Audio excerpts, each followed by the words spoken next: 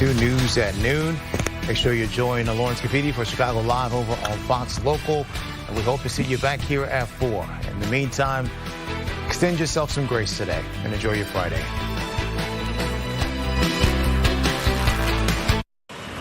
Next stop, Sherry. Especially on a Friday. I swear there is just something so magic about a Friday. Everybody's in a good mood. Everybody is happy. I think everybody works a little bit harder on a Friday so that they can maybe scoot out of town a little bit earlier, scoot out of work a little bit earlier. But we're hanging out here for the next 3 hours, and we have quite the show lined up for you. First, we're going to check in with Geneva, and we're going to talk about some changes that they want to make, not just now, but long term. So we'll check in with the mayor in just a little bit, but we've also got a lot of other things. We're also talking about basketball. I think basketball is such a fun sport to watch because it's quick, right? It's not like baseball where you're just sitting and things are a little slow. It's quick, and that's for a reason. So we're going to talk about a change that's coming to one state for basketball. We're also going to check in with Tia. She's got a really interesting story today about jury duty. We're also talking about an executive order that Trump just signed about drugs, and then we're going to get into some Nutella. Yeah, so we got a little bit of everything. But like I said, let's kick things off in Geneva. We've got the mayor of Geneva on the line, Kevin Burns. Hey, Kevin, how are you? I'm well. Good afternoon. Hey, Thank you for having me. Absolutely. Good afternoon. So, Kevin, we really do just live in a world of, short-term gratification. We get what we want when we want it. You send a text, you get an answer. You order fast food, you get your food. But you guys are talking about some long-term changes that you guys want to make here in Geneva. Tell me about what's going on.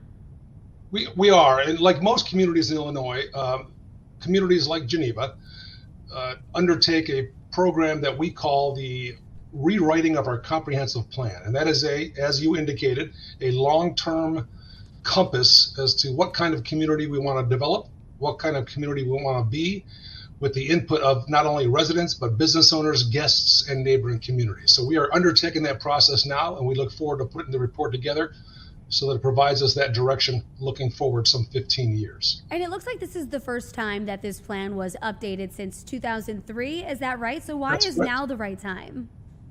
Well, actually, every community does so in terms of developing a new comprehensive plan every 10, 15, sometimes 20 years. This is the right time for Geneva to do so. We are a community of 10 square miles, approximately 22,000 people.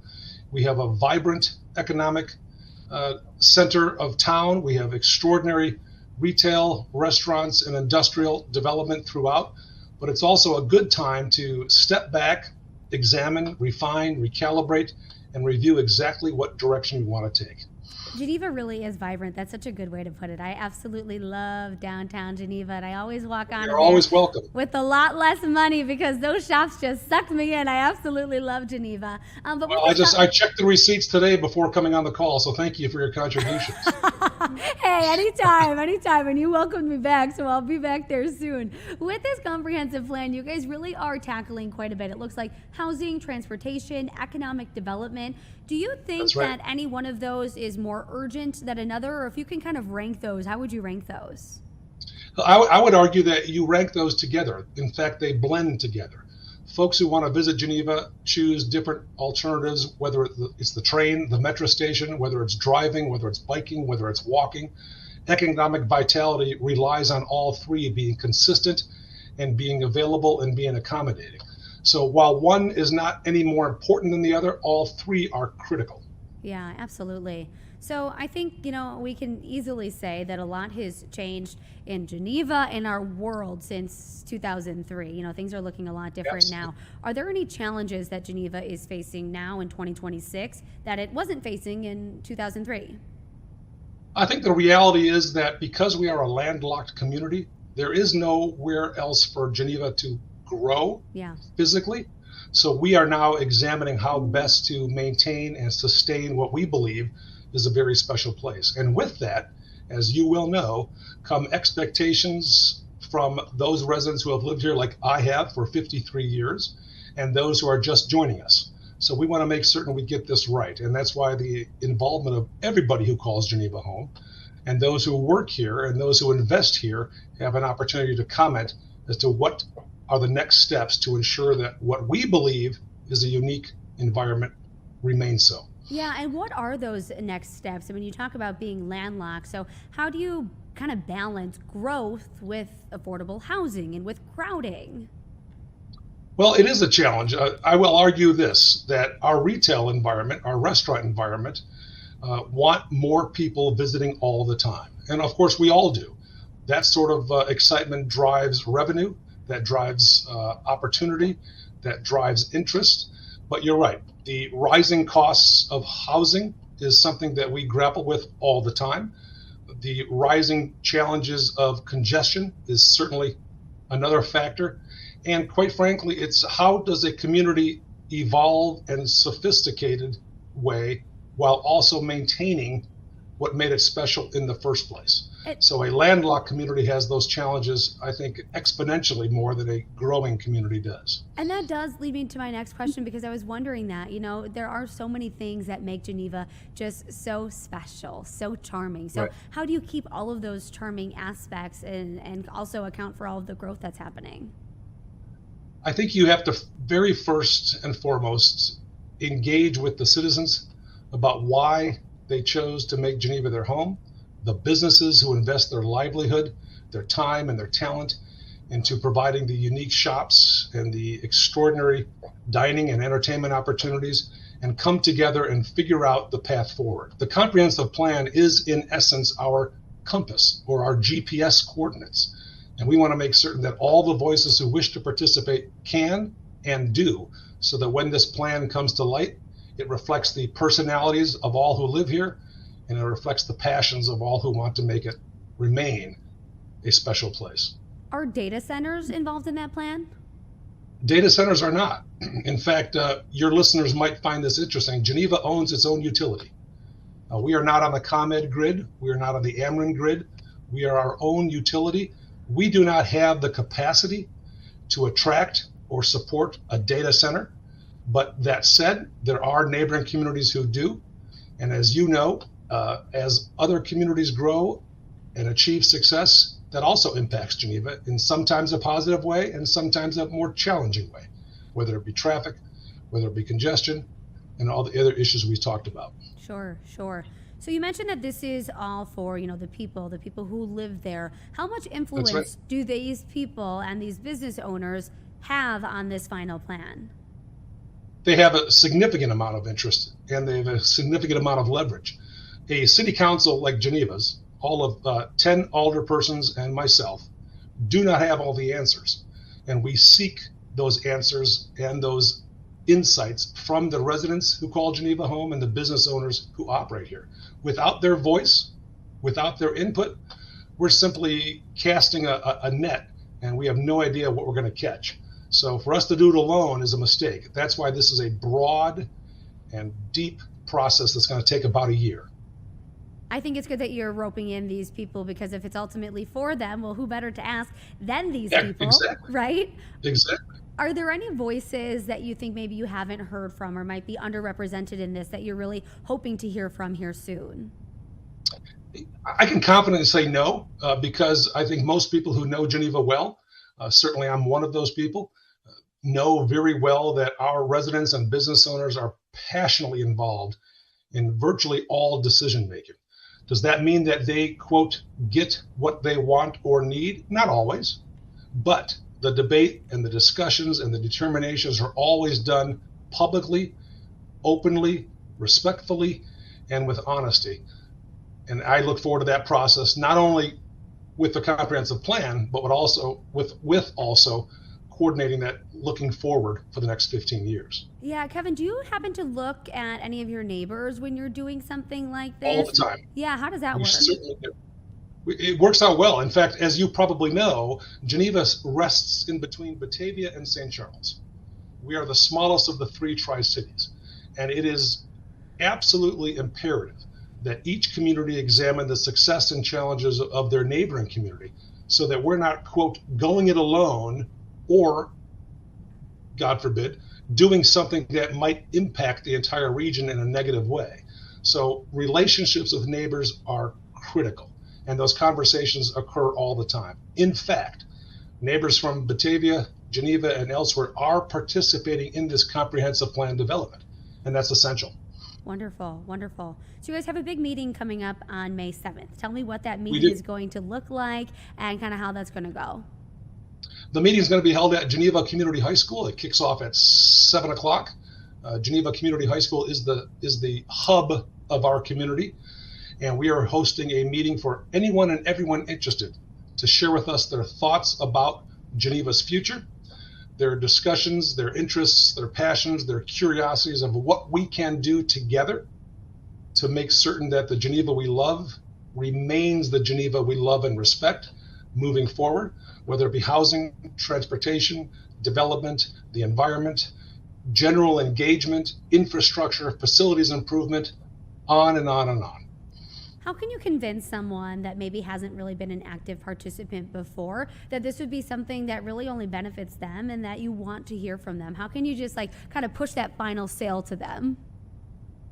I would argue that convincing is not necessarily the angle. It's inviting folks to participate in an open dialogue where every idea has value and every opportunity presented to them to share that position so that we can all consider it en masse. What we don't want to see happen is only 25, 30, 40, maybe 100 people show up and say, here's what I want. And this is reflective of the entire community. When we know, in fact, there are thousands of voices that perhaps weren't heard, but we want them to be heard. So a gathering is one thing. Also open communication via email, via text, via phone call, whatever the case might be, that's the kind of information we need. And when some people don't want necessarily to share it publicly, you can share it privately. Now I'm going to do something that perhaps no other mayor does. My cell phone number is 630-742-8916. Anyone who has an idea regarding how Geneva grows, develops, and evolves in the next 15 years, call me or text me. Wow, you just put that out there for everybody. I know, isn't that something? Maybe one more time in case someone didn't have a pen or they didn't have their phone up. One more time. Of course, and the cell phone's online as well at geneva.il.us. My cell phone is 630-742-8916. Amazing. What if somebody wanted to text that number to find out the perfect day in Geneva? They're not going to do that, but I do want you to lay out a perfect day in Geneva for me, Kevin. If you can just, it could be like a morning thing, an afternoon thing, an evening thing, but just lay out kind of your favorite things to do there. Well, every day is a perfect day in Geneva. Whether you're exploring our historic downtown, the eclectic Randall Road corridor, the extraordinary volume and variety of our restaurants, our entertainments, walking our neighborhoods, enjoying the riverfront, and quite frankly, meeting the people that call Geneva home and make it so unique. So whether the day is rainy, cloudy, snowy, or sunny, every day is perfect in Geneva. I love that answer. I do have just one more question for you on a serious note. So you do want these people to come to the meeting and, you want the people to do their part, right? But how are you going to do your part? How are you going to make sure that this plan actually does happen, that things do move, rather than this plan just kind of sit on the shelf? Yeah, well, I signed an executive order that we have no shelves. So this plan will be a living document. In fact, those who participate will understand, I think, very early that their voice matters and their position matters, and that those who express opportunities or identify challenges, which there are some, we know that this document ultimately produced will not be resting on a shelf, but will be the go-to document whenever we are considering opportunities or facing challenges in our community and how best to address them. All right, Kevin Burns, Mayor of Geneva, thank you so much for joining us this afternoon on Chicago Live. Thank you. Absolutely, absolutely. All right, guys, stick with us. We've got a lot coming up. We're talking about a change that could be coming to Indiana basketball that would mean less stalling and more scoring. We'll be back in 2 minutes.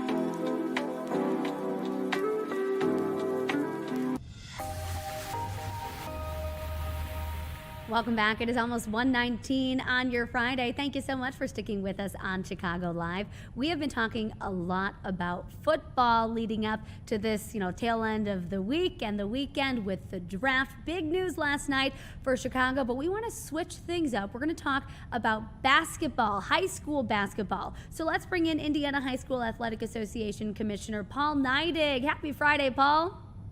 Hey, good Friday to you too. All right. So we are talking about a shot clock for Indiana. We know that Illinois is going to be putting that into place this next school year, and Indiana's talking about it not for even next year or the year after that, but 2028 into 2029. So tell me what's going on. Well, we certainly work closely with our coaches association, and every 2 years they can make proposals before our board of directors. Well, their proposal this year is to add a shot clock in accordance with the NFHS rules for high school basketball here in the state of Indiana. And we had about 70% of our coaches in the state said that they would like to see us implement a shot clock, which is just the first phase. We are now taking it to our membership, our school principals and athletic directors around the state, and furthering that discussion. For someone who is scratching their head at home, wondering, what is a shot clock? Explain that to us before we get any further. Well, it's a 35-second clock, so every time you have a possession on the ball that you try in an offensive possession, you have 35 seconds in which to shoot the ball. If you do not do it within that period of time, there's a violation, the ball's turned over, it goes to the other team. If there's a shot that hits the rim, the shot clock is reset, offensive rebound is given, or if you receive an offensive rebound, then you would have a new 35-second shot in the same possession. So, Paul, this could really change the pacing of a game. It could, but we've done some real studies here, and we find on average over 200 games that we've looked at, there are only two possessions per game that actually extend beyond 35 seconds. And the vast majority of our possessions in Indiana are less than 20 seconds. Wow. So if it comes down to such a small percentage, then what is the reason for putting this in place in the first place? Well, I think the college game has used the shot clock for a long time. It certainly changes the strategy at the end of the game. I often say, if a coach is up 45 seconds by 1 point at the end of the game, they don't want to have to shoot the basketball in 35 seconds. They'd like to keep that possession till the end. So it really is a change in coaching strategy, but it mirrors the college game, which is we hear a lot of things at the high school level that they would like for us to mirror the college game. And why is it 35 seconds specifically? Why not something shorter like the NBA or even some college? Well, I think part of it is the high school students are making sure that they get into their offensive sets. They certainly, and it's just a coaching tool, and that's just what has been adopted as the national standard through the Federation of High Schools. So this is something for a coaching strategy. What are the players saying about this? Do they like the shot clock? Do they not like it, and why? I think most players would like to play under a shot clock. We think that reflects what the coaches are. But we certainly have all types of teams in Indiana, and we know we have teams that value possession control and being able to run their offense over and over until they get a good shot or even a layup, and that may handicap a team. So we have players that are really on both sides of the equation. Sure. So this shot clock is something that's used in more than 30 states. So what has taken Indiana so long, or why did Indiana decide that now is the time to consider this and think about this?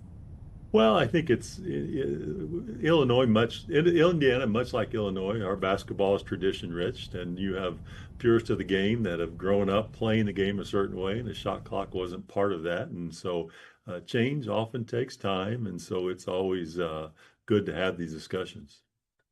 With Indiana being such a basketball state, how hard is it to even make this change? Do you think this will go through? That's a great question. We're seeing our school administrators, for a lot of reasons, have not supported the change at the same level that our coaches did, and a lot of it comes down to the cost of an implementation of the shot clock, the additional game personnel, the challenge it could have for officials. Do you reset the shot, or we should not set the clock based on not having a instant replay opportunity, and so we see those. But we anticipate that in outfitting our high school in our main gym only in the state of Indiana, collectively, our schools will have to spend between $5 and $6 million to implement a shot clock. Whoa, that is a lot of money. I don't think I was expecting it to be quite that much. Yes, it is. And that's all schools combined. We only have 66 schools of our 410 basketball playing schools that currently have shot clocks in their main gymnasium. So what does this mean for smaller schools then who might not have, the same resources that a big school would have? Does that matter? I think it does matter, and we're hearing that. Indiana, like other states, have gone through some budget changes or shortfalls within their local communities, and they're worried about being able to afford the average of $10,000 per install to put a shot clock in. $10,000 for everyone. Wow. So there are still some details that you guys would have to figure out with this. It sounds like we're talking resets after fouls and rebounds. What do you still have to figure out, and how will that all work out? Well, if we do implement the shot clock, it'll be down to us to get our people trained, whether it be our bench personnel or our officials. And we're used to training our officials on changes and rules in the game, and we'll stand ready to do that should the shot clock pass. Yeah, yeah. Do you think any other changes are on the horizon besides the potential shot clock for Indiana? In basketball, I would say not. We're a member of the National Federation of High Schools, and I do know we're getting ready to go into a rule proposal season, and I do think there are 22 rules that are up for consideration among all states, and we'll see if there are any changes that come from the review of those rules, which is just now starting. Actually, it starts next week. Yeah. So you have a meeting coming up in May. Tell me a little bit about the meeting and then what the timeline looks like after this. Well, we have a board of directors that oversee the governance of our association, 19-member board. Every May, we come together the first Monday in May to review any potential bylaw changes, and that's on the agenda for them to consider at this time. And we'll see what the vote is among our board of directors. They've never actually taken a vote on implementation of shot clock, so this will be the first time. I suspect we're going to have some board members that are on both sides of the issue or the implementation. Some will be in favor, some are opposed for some of the reasons we've discussed already.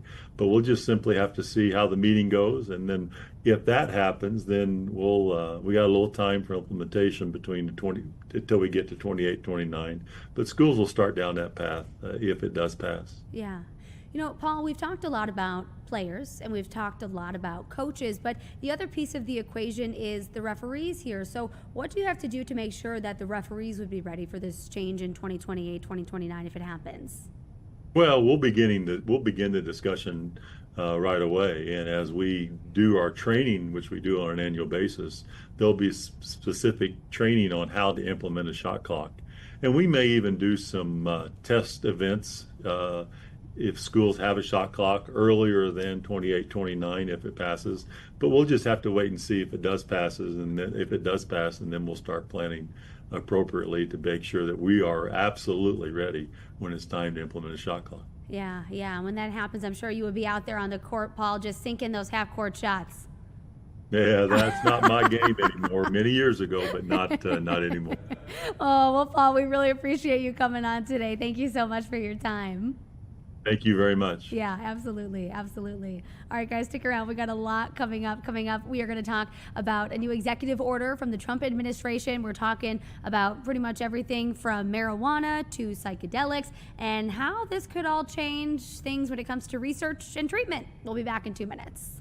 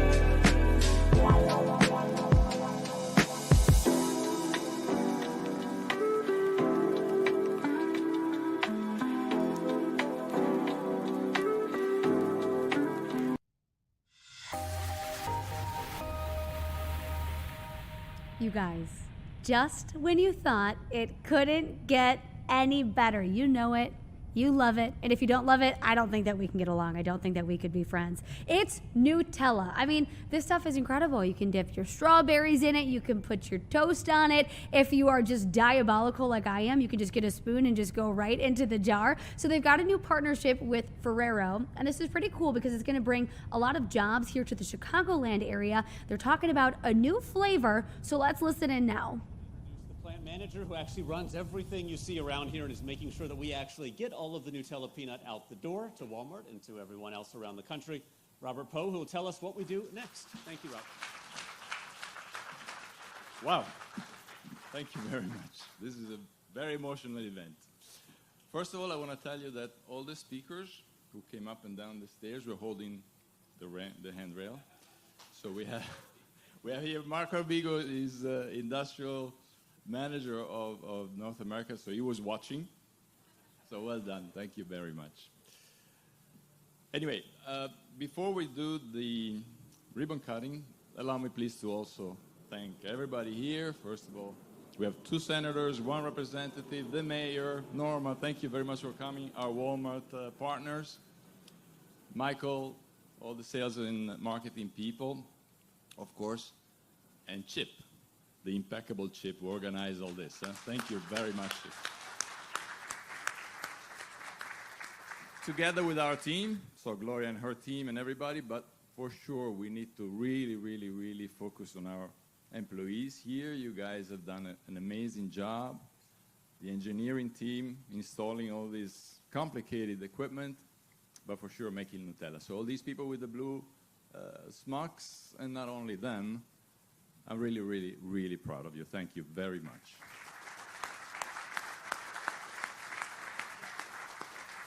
Yes, please stand up, please. Those who worked, please stand up.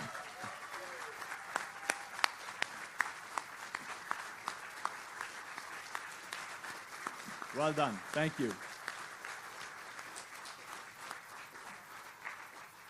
This is really your day. So now, I know Chip makes calls here and there, so the weather is holding, I guess. So we're going to cut the ribbon outside. We'll take a picture, and then some of you will tour our facility. So thank you again for coming.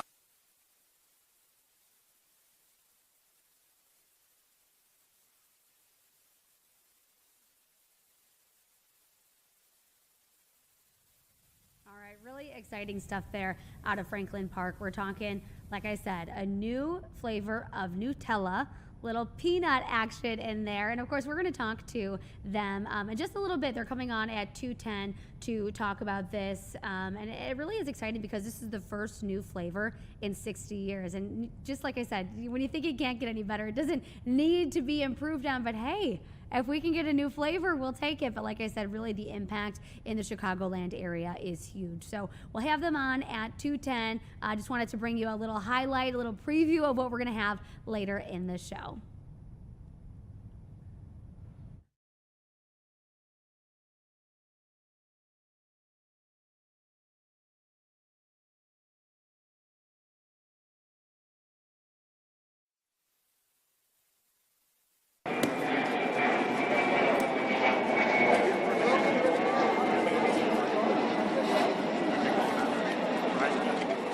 The employees, they're good there. The employees up on the riser.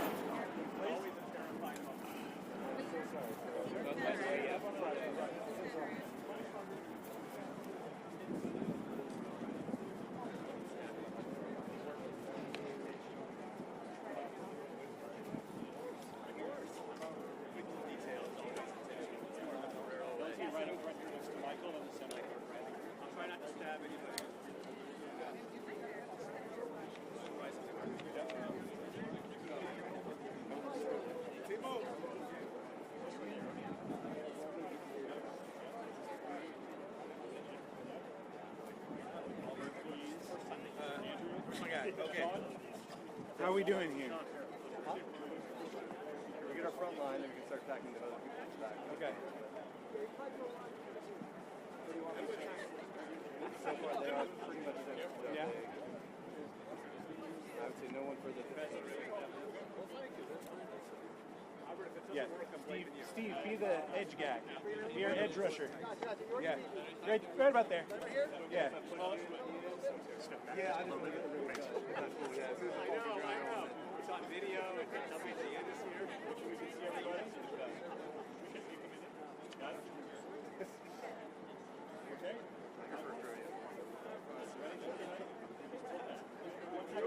Ready?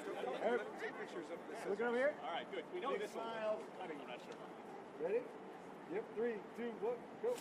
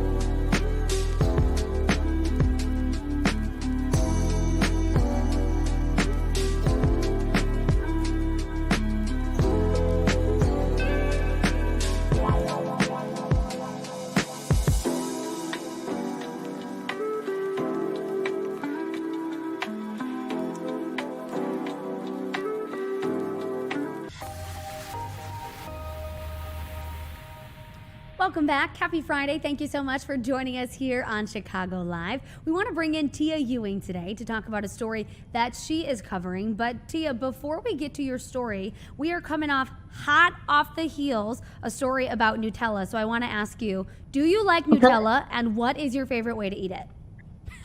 I love Nutella. A very interesting question. I was not ready for this. I love Nutella, and my favorite way to eat it would be in the form of a crepe. Oh, I didn't even think about that. Yeah. I like where your head's at, girl. Yeah, in the form of a crepe. Very so good. when the Nutella Cafe opens back up, you got to go try one of their crepes, banana strawberry crepe. It is, as my daughter would say, perfection. Chef's kiss. What's not chef's kiss is this scam that you're telling us about, Tia. I feel like it's, just another day, another scam. This one is about jury duty, and this would really, really scare me if I was on the other end of this. So tell us what's going on. Break it down. So bottom line is they call you up and they say, hey, you've missed jury duty. But what's really important about this particular scam that I think catches people off guard and why they think it's so legit is they know a little bit of information about you. They know where you live. In one case, we talked to somebody, they knew where she lived and knew where she had moved and still tried to play the scam on her. She moved to a whole nother state. They were like, yep, we absolutely understand that. And that's why we're calling, because we know you missed jury duty here in Cook County. So they're also posing as, obviously, county officials doing this in order for you to get out of said situation that you're in for missing jury duty, which they claim is a federal offense. By the way, that is not true, which also also tells you that they don't know the laws. But when somebody says jury duty, somebody says warrant out for your arrest, all logic usually goes out of the window, and you're focused on the keywords, not necessarily everything that they're saying.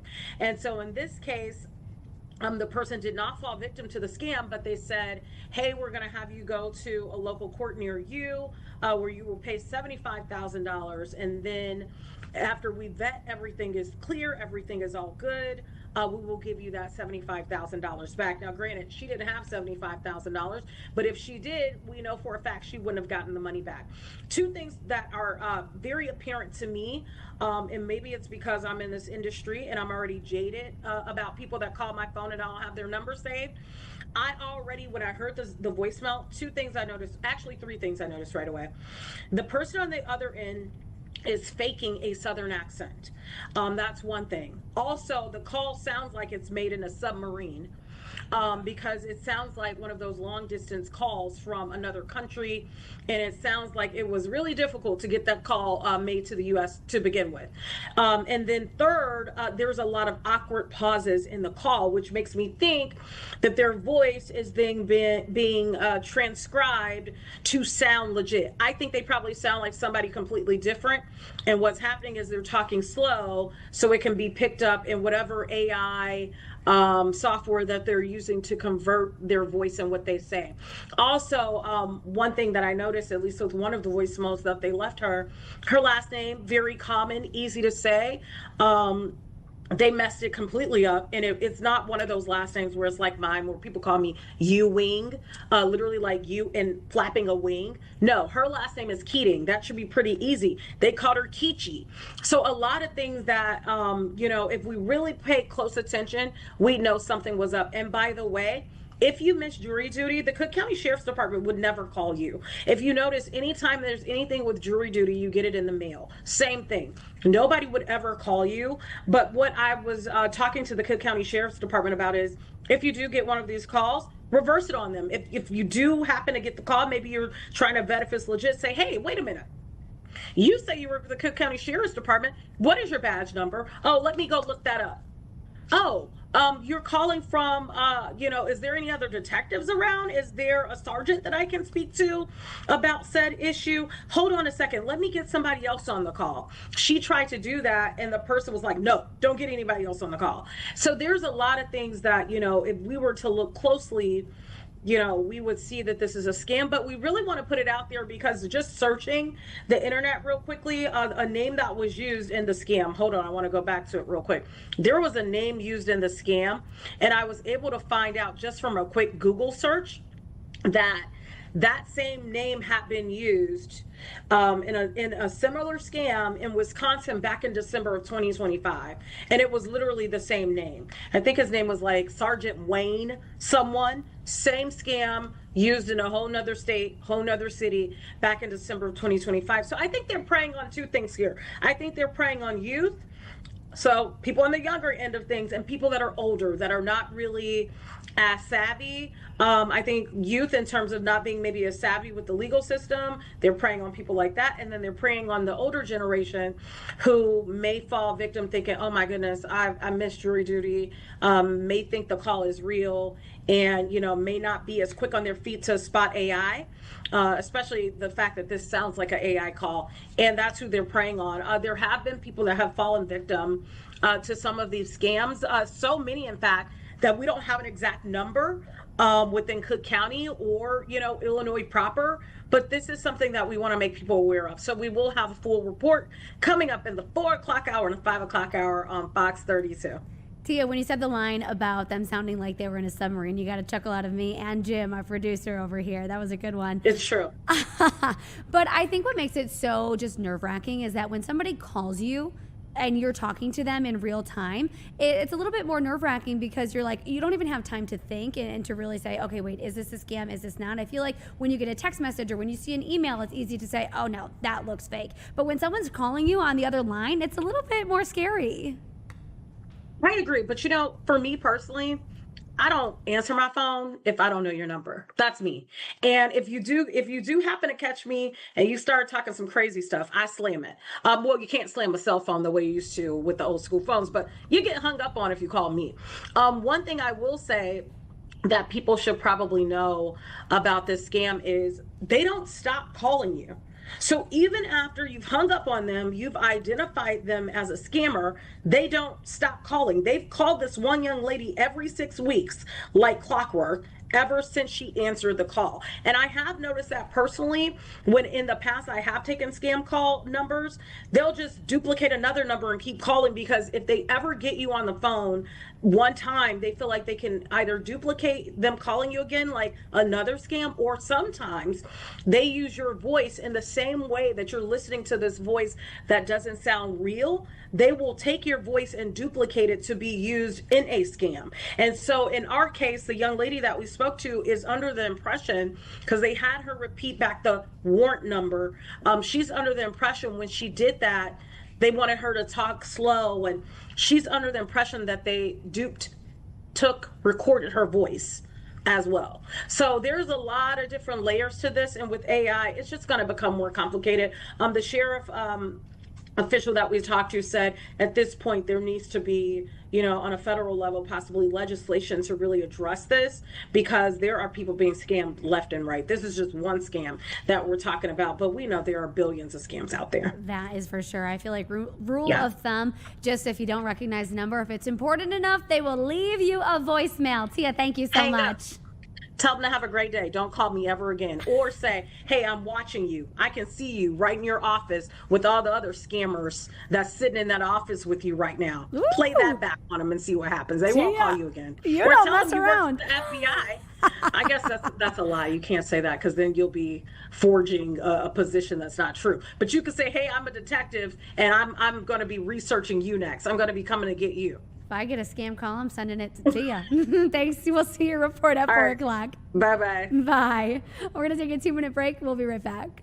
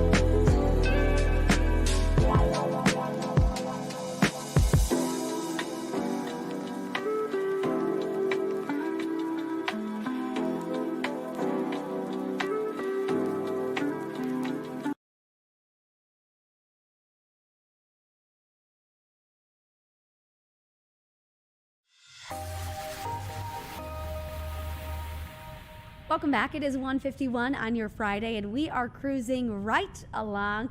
This is a really interesting one. So a new move from the Trump administration could reshape research and treatment options when it comes to certain drugs. So let's bring in our expert. We've got Rachel Hoopsick. She's an assistant professor for the Department of Health and Kinesiology at the U of I. Hey there, how's it going?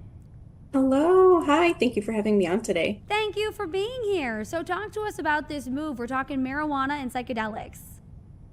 Yes, yeah, so I want to focus first on psychedelics. So this is where I think we have the most promise. So I think psychedelics are worth taking seriously. I think there's real promise there, especially for people with severe depression, PTSD, and other conditions where existing treatments don't work well enough. So the main thing that this new order does is it tells the federal government to move psychedelics higher up on the priority list.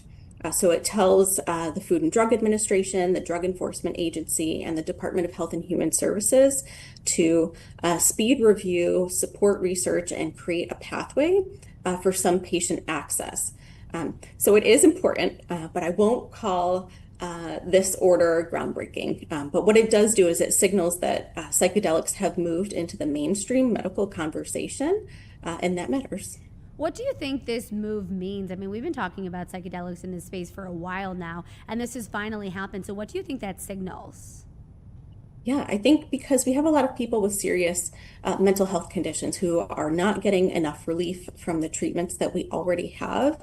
And if psychedelics can help even some of those patients, that is a really big deal. But the caution here is that we still need strong evidence about who they help, how they should be used, and what the risks are.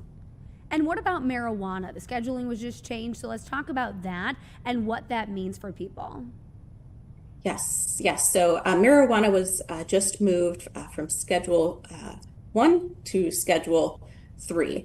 Now, what that does do is it does open the doors a bit more to make studying the effects of cannabis a little bit easier. It also helps licensed cannabis businesses. It helps reduce some of the tax burdens there. But what it does not do is it does not deschedule marijuana. So in other words, marijuana is still falling under the Controlled Substances Act. So it is still federally illegal under federal law. So some restrictions like this can make it, slower, more expensive, and just harder to scale, right? Yes. So it is still going to be a challenge on the research side to study both of these drugs, but these potential orders here have at least opened the door to studying them both more, which is important. So how do we get the best of both worlds here, where we don't have people at risk, but we also, maximize the potential benefits of these drugs? Yeah, I don't worry about studying the drugs, but I do worry about overselling them. So if we get ahead of the evidence, I think that we risk hurting patients and actually undermining trust in a field that may genuinely have value. And I also think it's fair to ask whether pushing psychedelics to the front of the line puts pressure on FDA resources and on the review process more broadly. For someone who's not familiar with the different schedules, can you just break down what each one is and kind of what you're seeing in each of those classifications? Yeah, so the move here where we are seeing marijuana specifically move from Schedule 1 to Schedule 3 is essentially the federal government is saying that marijuana previously had no recognized medical uses, and now being moved to Schedule 3, they are recognizing that it has legitimate medical uses, which is correct. So who benefits the most from loosening these restrictions then? I think in the long term, eventually patients are going to benefit, but I think in the short term, the real winners here are going to be big businesses. Licensed cannabis shops are going to immediately see major tax reliefs here. Who do you think loses? I don't know if there's any big losers here, but I do think that in the short term, we're definitely going to see winning on the side of industry first before patients. Sure. We're seeing a lot of stories about these psychedelics helping veterans with PTSD. What do you think about that? Yeah, for sure. I do a lot of work with veterans myself, and there's a lot of potential there. So, psychedelics in particular have a lot of potential for treatment-resistant mental health conditions. And this is where I think it's really important for us to take our time studying these substances and do really rigorous research to understand what are their effects, how do they work, what is a proper dosing schedule for these types of drugs. And so this is where we need to have rigorous science, conduct randomized clinical trials, and really have those longitudinal studies to understand what are their effects over time. And can you explain what the effects are? You know, if someone was skeptical about this, maybe they just don't know exactly what goes on when someone takes these psychedelics. So can you explain what that looks like, what that treatment is like? Sure. I mean, I think when people, think of psychedelic drugs, there's, still stigma around this. So for a long time, people heard the word psychedelic and they only thought about illicit drugs and not medicine. But I would say here, of course, in large doses, there are quite euphoric effects from psychedelic drugs, but what we're talking here in much smaller doses, this has therapeutic effects for people who have treatment-resistant mental illnesses. I'm thinking back to my reporting in Denver. I was in Denver before I came here to Chicago, and I did a story, Rachel, about a healing center open, and I'll never forget what the person said to me. He said, this isn't like you're going to Red Rocks and, doing whatever you're doing at Red Rocks. This is really serious, and it really has a lot of benefits for these people because there's a lot of therapy and stuff that comes after. So I think that that's something to consider too.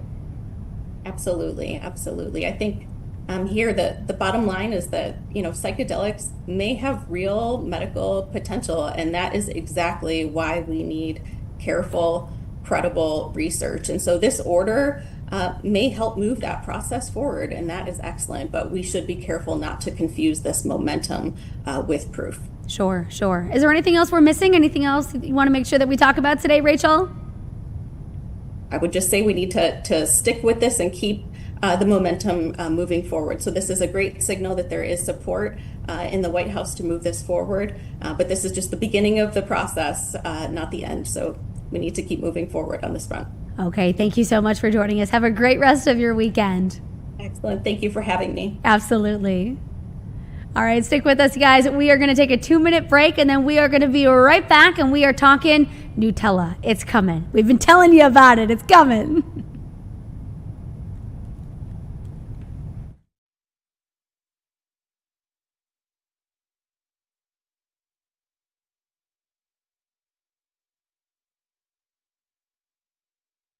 Is what? Oh, yeah. Well, they had that sign Ferrara that I was going to use. Yeah. Move. Yep. Why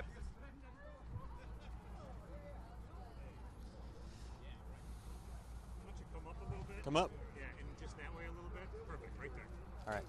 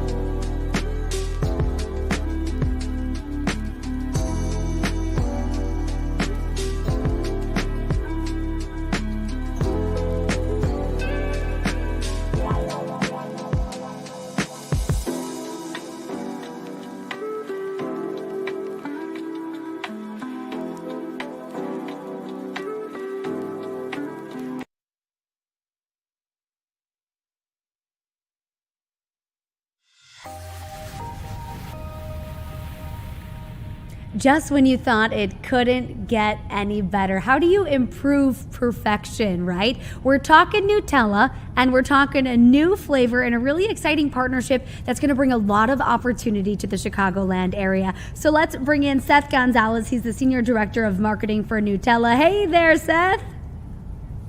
Hello, hello. Nice to be here. Great to have you. I really like the setup here. Is that a giant inflatable can of Nutella peanut? That's exactly what it is, a giant inflatable Nutella peanut jar. I only wish it was real. That would be enough Nutella to at least last me through the week. Could go swimming in it for Yeah, sure. exactly. So Seth, we're talking about a new flavor and a really exciting partnership. Tell us a little bit about it. Yeah, it's really incredible. It's the first flavor innovation for Nutella in its 60-year history, and it's being made right here in Franklin Park. And we're excited to have it. You know, it's a big investment in this area. It's a $75 million investment in this facility. It's going to create some new jobs, and it's been great partnership with everyone from the state down to the factory workers. So it's really an incredible thing to be a part of, and especially for me, you know, it's fulfilling just in a career to be able to have this opportunity on such a great brand. So it's been really a fun thing to be a part of. Yeah, absolutely. And before we get into the Chicago connection, I want to know a little bit more about the product. So why did you guys decide to launch this? I mean, 60 years of a good thing. Why did you decide to change? Yeah, you know, it's really driven out of the fact that, you know, here in the U.S., we have a very distinct, you know, peanut palate. And this is the first actual launch that Ferrero and product that Ferrero has designed specifically for the U.S. market in mind. It took over 5 years to develop, and it was important that we're not just launching a peanut butter. It's important that we're not just adding peanuts to the original formula, but create a distinct product. Like I said, it took 5 years of development, a lot of research and a lot of testing to get the balance of the cocoa and the peanut flavor right, but then also to make sure that it had the distinct creaminess that's unique to Nutella. So it took a lot of time in the making, and we know that consumers are going to have a great time enjoying it. Yeah, 5 years is a long time. I cannot wait to try it. Seth, what would you say to some of the haters maybe that are saying, well, I can just combine Nutella and peanut butter. I don't have to get Nutella peanut. What would you tell them? I would tell them give it a try. We've done, like I said, extensive research with consumers, and one of the things that's really interesting that came out of it was, you know, we know in the U.S. we love the peanut and cocoa or chocolate combination in a lot of the things we eat. But so people believe they're going to like it when they see the concept, but then when they actually try it, it's just incredible how it seems to exceed their expectations. So we're looking forward to you all trying it, and you know, haters, kind of give it a go and let me know what you think. Give it a go. I like it. That is a challenge that I am willing to accept. Why was Franklin Park chosen for this huge investment? Yeah, it was chosen because this factory already does a lot of peanut products, like our Butterfinger product and our Baby Ruth product. And so since it already handles peanuts, and it just keeps some of our other products from having the peanut allergen in you know, contaminating other products, we put it into this facility. And you know, we've actually been investing a lot in this Illinois area, especially over the last decade. So it just made sense that it was made here. Actually, a lot of the ingredients, the hazelnuts are sourced from farms out in Georgia. The peanuts are being sourced from Georgia in the southeast area. So it's a U.S. product being made here in the U.S. and it's distinct for our country. So it's an exciting thing to have people here give it a try. And it's giving jobs to people in the U.S. You had mentioned earlier that it's giving 50 jobs to people in the area. So Seth, I want to know what these roles are going to look like, and what kind of people are you looking to hire? Yeah, there's a lot of, it's a little bit of everything. There's manufacturing roles, you know, for here in the plant, but you know, we employ over 1,700 people here in the Chicagoland area. So there's a little of everything that we'll be looking for. So if you're looking for a job, keep an eye on those job descriptions, and you know, feel free to apply in. We're excited to have you. Yeah, what is that timeline going to look like? Yeah, I asked you, what is the timeline going to look like? The timeline, well, we're already shipping to store right now. And so you'll be able to start to find it roll out. It's definitely rolling out to Walmart right now, and by the end of, I believe, next week, it'll be through all of their stores across the country. You'll find in other places, other retailers as well. But it started shipping as of April 1st, and so it's getting to shelf really quick. You'll see a lot of either in display or on end caps or next to our normal Nutella products on the shelf. So should be easy to find. And what about the timeline for employment? How quickly can people get to work over there? Already started. So, like I said, it's act quickly and see if we can make something work. So there's been a lot of buzz, Seth, about the Michigan Avenue store. Can you talk to us about that? What's going on there? Yeah, we're renovating the Nutella Cafe that's right there on Michigan Avenue. It's, you know, we've had the location there for about 10 years, and we absolutely love it as Nutella. It's a distinctly Nutella brand experience. And so to keep that, because it's been about 10 years of it being there, we've refreshed it, and that's kind of the work that's going on right now. There's still some more work to be done. We're excited. It has very interesting and awesome Nutella products in there, so if you haven't attended, please come down and see us, but it'll take a little bit longer, and keep an eye out on the socials for when we announce the grand opening. All right, sweet. So we've got exciting things happening in the city, very exciting things happening out in the burbs. And I'm curious, do you think that this opens the door for more innovation, different kinds of products coming? Or are we going to stick with the peanut for a while? Absolutely. Yeah, and we see a lot of it happening just more across, you know, not only Nutella, but across Ferrero. You know, for Nutella specifically, you've seen recently we launched biscuits and our Be Ready product. Nutella ice cream just launched earlier this year. So there's definitely a lot of enjoyment to be had on Nutella, a lot of different ways that people can try it out. And what I really love about all our products is it's a very distinct Nutella experience. No matter which product you're trying, you're getting a very pure bite of Nutella within each of the formats. So it's good to have that consistency and that quality across all of our products. And with all of this happening in Franklin Park, I think that this really shows a long-term investment in this facility, no? Yeah, absolutely. Like we said, it's a $75 million investment into this facility, and there's more to come. So we're excited to invest in this town and in this region. We've been investing in other plants here in Illinois, like Bloomington. And as you know, we've been opening a lot of our offices here where Keebler and some other brands are run out of here in Chicagoland area too. So there's a lot of investment coming into this area, and we're going to continue to do so. All right, Seth, good stuff. I wish that I could just reach through the screen right here and just grab that jar of Nutella, but I can't, unfortunately. You should. I wish. Well, we're just going to have to get contact info and send you some. That's what we're going to have to do. There we go. There we go. Maybe with technology one day I'll be able to just reach through the screen. For now, we can't, but thank you so much for being here. Have a great weekend. That's right. Thanks for having me. You too. You bet. Take care. All right, friends, stick with us. We are going to take a quick break, and then we are going to be right back in about 2 minutes.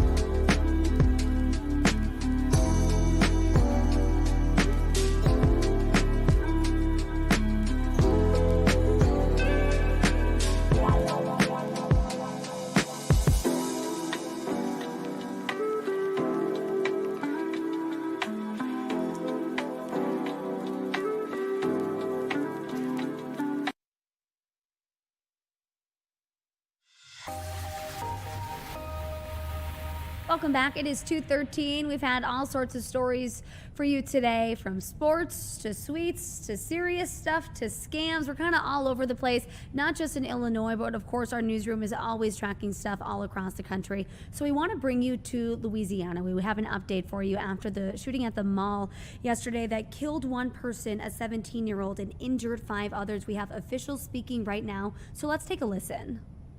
In my final words, I want to say this.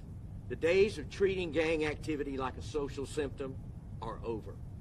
We're now treating this insurgency as it is, and we will meet it with the full and unmitigated weight of both the federal and local authority. And right now, I hope some of the thugs on our street are watching this press conference. And I want to say to them, although they could continue in their ways, I want them to hear this. You have no idea of the unity in this room and in this city. And right now, you have no idea of what's coming your way. Thank you for having me today. Thank you. Thank you, sir. Thank you all for being here. I want to especially thank our leadership, Metro Council, see y'all in the room, and many of who came out to the scene yesterday. Of course, our mayor and governor. Thank you all very much for your support. What we saw unfold yesterday was an extremely tragic and senseless act of violence. Our thoughts and prayers go out to the victims, their families, and our community as they are recovering. But what we also saw was how well equipped your Baton Rouge Police Department and all of our partners are to handle incidents on this type of scale. The collaboration was seamless and well executed. I have to thank those partners. From our Baton Rouge Police Department, the homicide detectives, major assaults, special investigations, CJIC, SWAT, the East Baton Rouge Sheriff's Office, VCU detectives and SWAT, the Louisiana State Police, the St. George Police Department, FBI, ATF, HSI, District Attorney Moore and his investigators, the medical response from the St. George Fire Department, Baton Rouge Fire Department, and East Baton Rouge EMS, and Our Lady of the Lake Hospital, and of course our partners at Crime Stoppers. At 1:22 yesterday afternoon, shots rang out from the food court area of the mall. A BRPD officer assigned to the mall and an East Baton Rouge Sheriff deputy were in the area and ran towards the sound of that gunfire without hesitation. They were able to quickly secure the scene, begin rendering aid, and calling for assistance. The quick actions of our law enforcement and medical professionals surely helped secure the scene and save lives. Tragically, Martha Elizabeth Odom, 17-year-old female from Lafayette, lost her life in that shooting. Donnie Guillory, a 43-year-old male, is still in the hospital undergoing surgery and is in critical condition. Right now, I'm ready to announce the arrest of Markel Lee, pictured behind me. Markel is being arrested for first-degree murder, 5 counts of attempted first-degree murder, and illegal use of the weapon. Our detectives worked throughout the night drafting an arrest warrant for Lee's arrest and executing a search warrant at his known residence. Lee turned himself in to BRPD earlier today. We are now asking for the public's continued help in locating another suspect.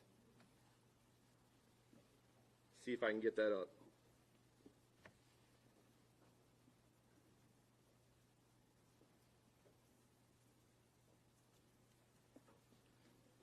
Suspect pictured here, who we will also release in a press release, is wanted in connection to this shooting. If you recognize this individual, please contact BRPD or Crime Stoppers at 344-STOP. You can remain anonymous. We have already received numerous tips since yesterday afternoon, and we continue to ask for those tips to come in. The other subjects that were reported that were detained yesterday have been released for now and are pending further investigation and more information until more arrests can be made. I want to turn it over to East Baton Rouge Sheriff Sid Gautreaux, whose team was instrumental in helping us, and I can't thank him enough. Sir? Thank you, Chief. Good evening. What I want to address is in this news conference is what's already been said, but it was the overwhelming, unwavering, and immediate response by all the first responders that he's made. I want to begin by recognizing the coordinated efforts of all responding agencies, including local, state, and federal partners, as well as the leadership present here today.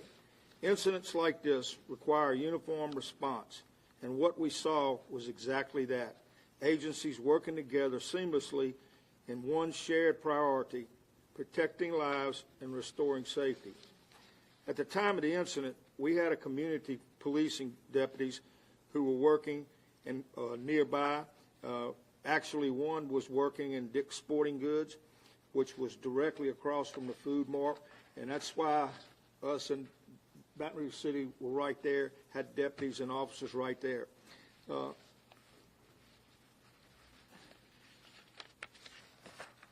Without hesitation, these officers responding, deputies responding, they immediately moved towards the scene and were among the first to arrive. We also had a deputy patrolling nearby who responded within moments and joined that initial response. And I want to say, too, and I've been told this by the ones that responded at first, from the very moment that incident took place, it wasn't just all of us being there to stop the shooting and help those that have been wounded, but there was actually patrons of that mall that was trying to administer first aid at that particular time, and there was also mall personnel as well. So a shout out to them, because they saw what was needed and they jumped into action as well. In addition, deputies assigned to our Industrial Properties Crime Unit and SCAT Unit, which is our street crime unit, were in the area and responded quickly and began assisting with securing the scene and supporting operations. Deputies from the Gardner Substation and Klein Peters Substation were also in the area and responded to assist. The quick response is also a reflection of how this area is structured.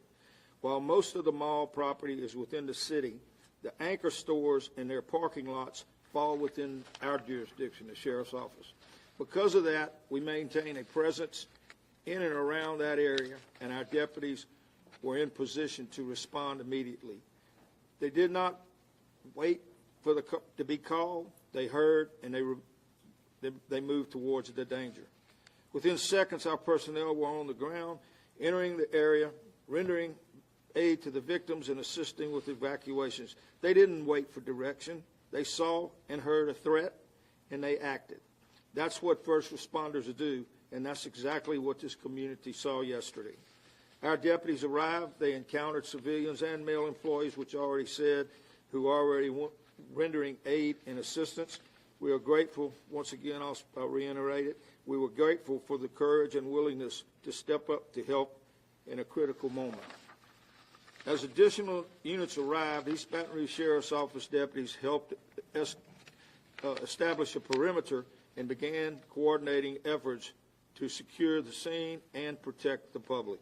Our response included a wide range of divisions working together in real time. That included SWAT, air support, including our helicopter, and I will say that between us and the state police, we had constant aircraft up in the air to help secure the area and see what was going on in and around the mall. We also had our drones. We had several drones in the area at that time as well. SCAT, gang intelligence and enforcement, homicide, crime scene, uniform patrol, community policing, and multiple detective divisions, including property crimes, financial crimes, and others. While much of what the public sees is that immediate response, I also want to emphasize the work that has taken place behind the scenes. Our gang intelligence and our enforcement division has been actively developing information related to this case, including gathering intelligence, assisting with surveillance efforts, and supporting ongoing investigative work. We're doing that with BRPD. Our personnel have remained fully engaged in this investigation, including assisting with the execution of search warrants and operational efforts led to in this case. What I can say is that this has been a coordinated, thorough, and ongoing effort involving multiple agencies working side by side, and you're going to see that continue till this crime is solved. Our deputies were there in seconds, and they stayed engaged every step of the way, and I'm extremely proud of the men and women in the Sheriff's Office and Baton Rouge City and everyone else that was there, because they all worked together as a team, and I can't emphasize that enough. I'm proud of those who already were there and took immediate action. I'm equally proud of those who responded, supported, and had continued to work this case around the clock. Their professionalism, urgency, and commitment to this community were evident from the very first moments of this incident. I also want to thank all of the partner agencies who responded and worked alongside us. This was not one agency's response. This was a unified effort, and that is exactly how public safety should operate and will operate in this parish. When we work together, we're stronger and better and safer, and we become equipped to protect the people that we serve. Most importantly, our thoughts remain with the victims and their families and everyone impacted by this incident. Events like this affect an entire community, and we remain committed to doing everything we can to support those affected and ensure accountability. Our priority remains the safety of this community and the protection of those we serve. Thank you.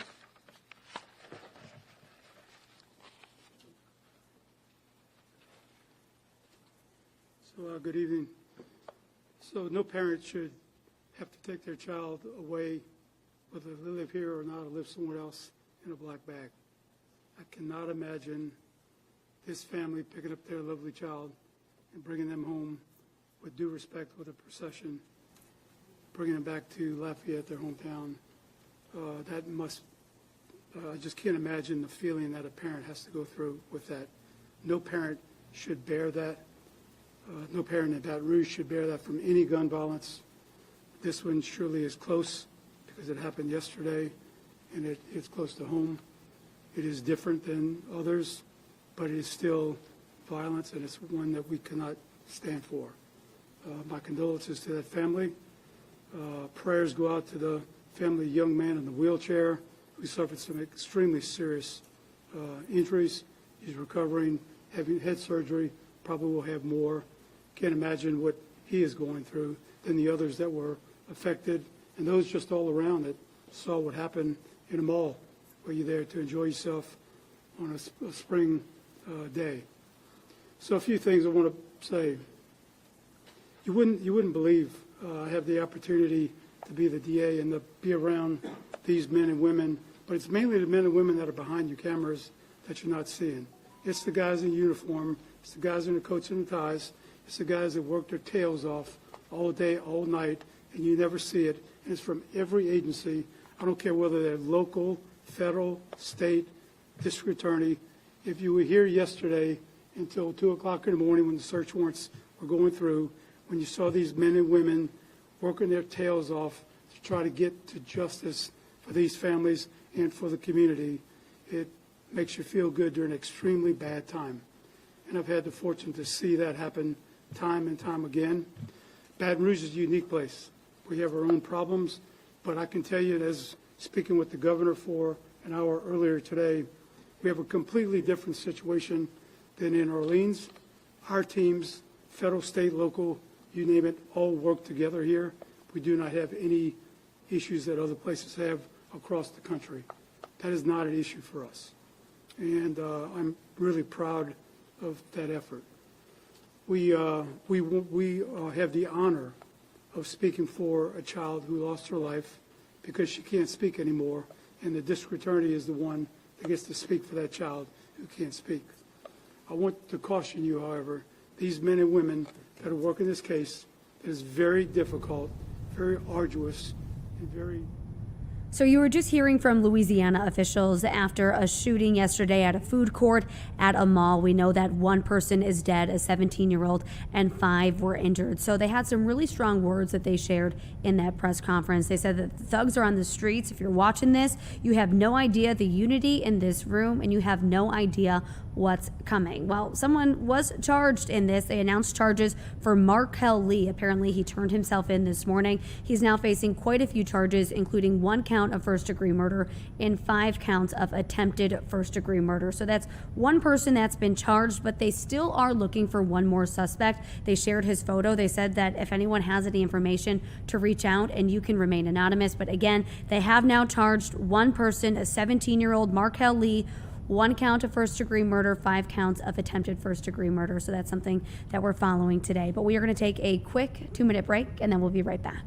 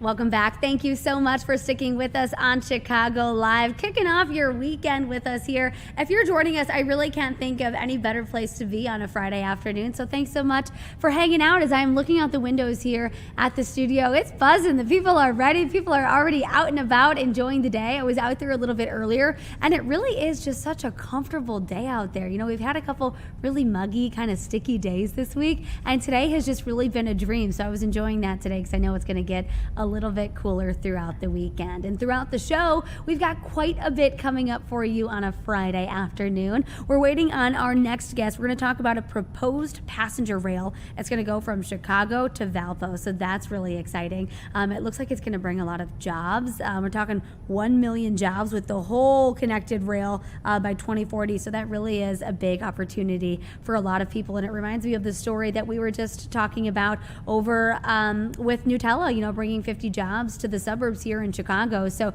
that is definitely something that we're excited to chat about. After that, this one might be one of the more interesting ones personally for me that we're going to have throughout the show today. We're talking about, you know, kids going back to class. I know we're kind of thinking about the end of the school year right now. It's April, almost May. The seniors, they have senioritis, I'm sure, right? Kind of the tail end of their high school careers here, thinking about going to college. Well, we're going to talk to one college in a little bit who's saying, nah, professors, maybe not. We're going to bring in AI. It sounds like they're going to have AI leading these classes. So I have a lot of questions for them. I think about the chatty kids that I had in some of my classes growing up, and the teacher would say, "Hey, Tommy, knock it off." Are these AI teachers going to be able to kind of do that? I'm also wondering if there is going to be any sort of place for a real person to be in these classrooms. So that'll be really interesting. And that's not something that they're talking about for, years down the line. That's something that they're talking about for this next school year. So I want to know, what this is going to look like outside of the classroom, because apparently this AI is going to also be able to act as a tutor. So it's not just the teacher at the front of the classroom, which also sounds weird to say because it's not even that either. But, they're able to be a tutor for these kids as well. So that'll be really interesting to see what that is. I wonder if some of these students are going to feel a little bit less connected and a little bit less eager to go to class because, some of those college classes are a little bit early. You got an 8 a.m. and maybe there's not a whole lot of incentive to wake up and go to that 8 a.m. But when you've got AI, acting as your teacher, then maybe there's really not a whole lot of incentive at all. So that's coming up. And then we're also going to talk to someone who just got a lawn makeover thanks to the Chicago fire. So we've got quite a stacked show coming up. We're about halfway through. I'm sad that this is going to end at 4 o'clock. I can keep going all afternoon, but let's bring in our next guest. We've got Derek James to talk about this proposed passenger rail with the Environmental Law and Policy Center. Hey there, Derek. Hey, how are you this afternoon? I am wonderful. How are you doing? Oh, I'm doing fantastic. Just enjoying a little coffee at the Pullman Coffee Shop here on the South Side. Sounds like a great afternoon, and especially great because we're talking about some new transportation. Lay it on me. Yeah, absolutely. I understand you guys have some interest in the proposed rail service through Valparaiso. I'm with the Environmental Law and Policy Center, and we're an advocacy organization and a law firm that fights for a clean environment, and we've been pushing for this service. So what would the service look like? Well, what's being proposed actually is a brand new passenger train route through Valparaiso, which would actually continue on to Fort Wayne and Columbus, Ohio. It has been approved for planning by the federal government, and the organizers of that route are doing the analysis to determine how many folks would ride, what the rail infrastructure looks like, and getting ready for the next step when the federal government would provide some additional money for some more detailed planning onto engineering and construction. What the service would look like is multiple trains throughout the day that would connect Valparaiso not only to Chicago, but those cities to the east. So my next question is why? Is there a need that you saw that inspired this, or why? Well, organizations like mine for years have pushed for the United States to make better investments in passenger rail. As you look at our peer nations around the world, you see that they have improved, they have great mobility for their citizens, not just for the ones who own cars, but for the elderly, for students, for families, for the disabled, and for folks who just want a more comfortable means of travel. We in the Chicago region know how important rail is because we have such a great commuter rail system connecting, the 6 counties of Northeast Illinois. And so we believe it makes sense to extend those benefits to other routes across the Midwest, including through Valparaiso and on to Indiana. And I think just hopping on Ohio. Yeah, excuse me, keep going. Yeah, no. So yeah, we certainly, we think that the more trips that you can convert to transit, be it rail or via bus, is better for the environment. Fewer greenhouse gas emissions. We think it's safer. We know that traveling by automobile, sadly, about 40,000 people a year die in car crashes in the United States. And making sure that there's a viable other option for people to use is great for not only the safety, but for the economic development as well, building the trains, upgrading the track. The Midwest is an industrial region. And so a lot of the construction of these materials would be jobs that would come to folks in the Midwest. Yeah, what kind of jobs are we talking, and how many jobs are we talking? You know, we see, every year, let's take, for example, Amtrak, our national railroad, spends $5 billion on procurement of supplies to actually run the national passenger train system. We want to expand that system. And so you're looking at multiple billions of dollars more.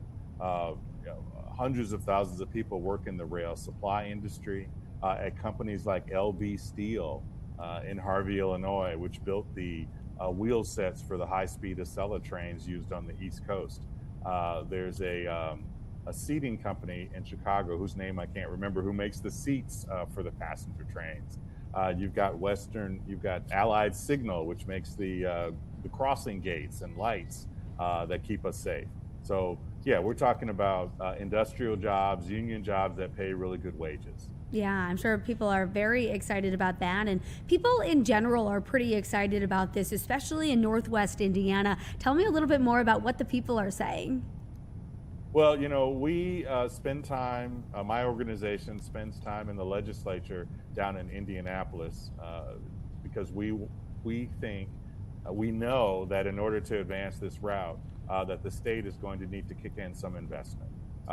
Their voices, the legislators who are from Northwest Indiana, tend to be in favor of investments like this because they know how important their existing rail line is, the South Shore Line. The South Shore Line is very popular. It's a very popular way for folks in Northwest Indiana to get to jobs in Chicago, which have a premium on income versus jobs in Indiana. And we know many Chicagoans like to get to recreation, like at the Indiana Dunes National Park, using the South Shore Railroad. The South Shore Railroad just last month just expanded. They opened a brand new line down to Munster and Dyer, again, as a way to connect their economy with Chicago. So the folks in Northwest Indiana are excited because of the improvements that have come to the South Shore. And, Valparaiso in of itself, they right now run a couple of express buses to Chicago. Getting those folks on a train, they'd be very excited about that. Yeah, and how much would something like this cost, and where would that money be coming from?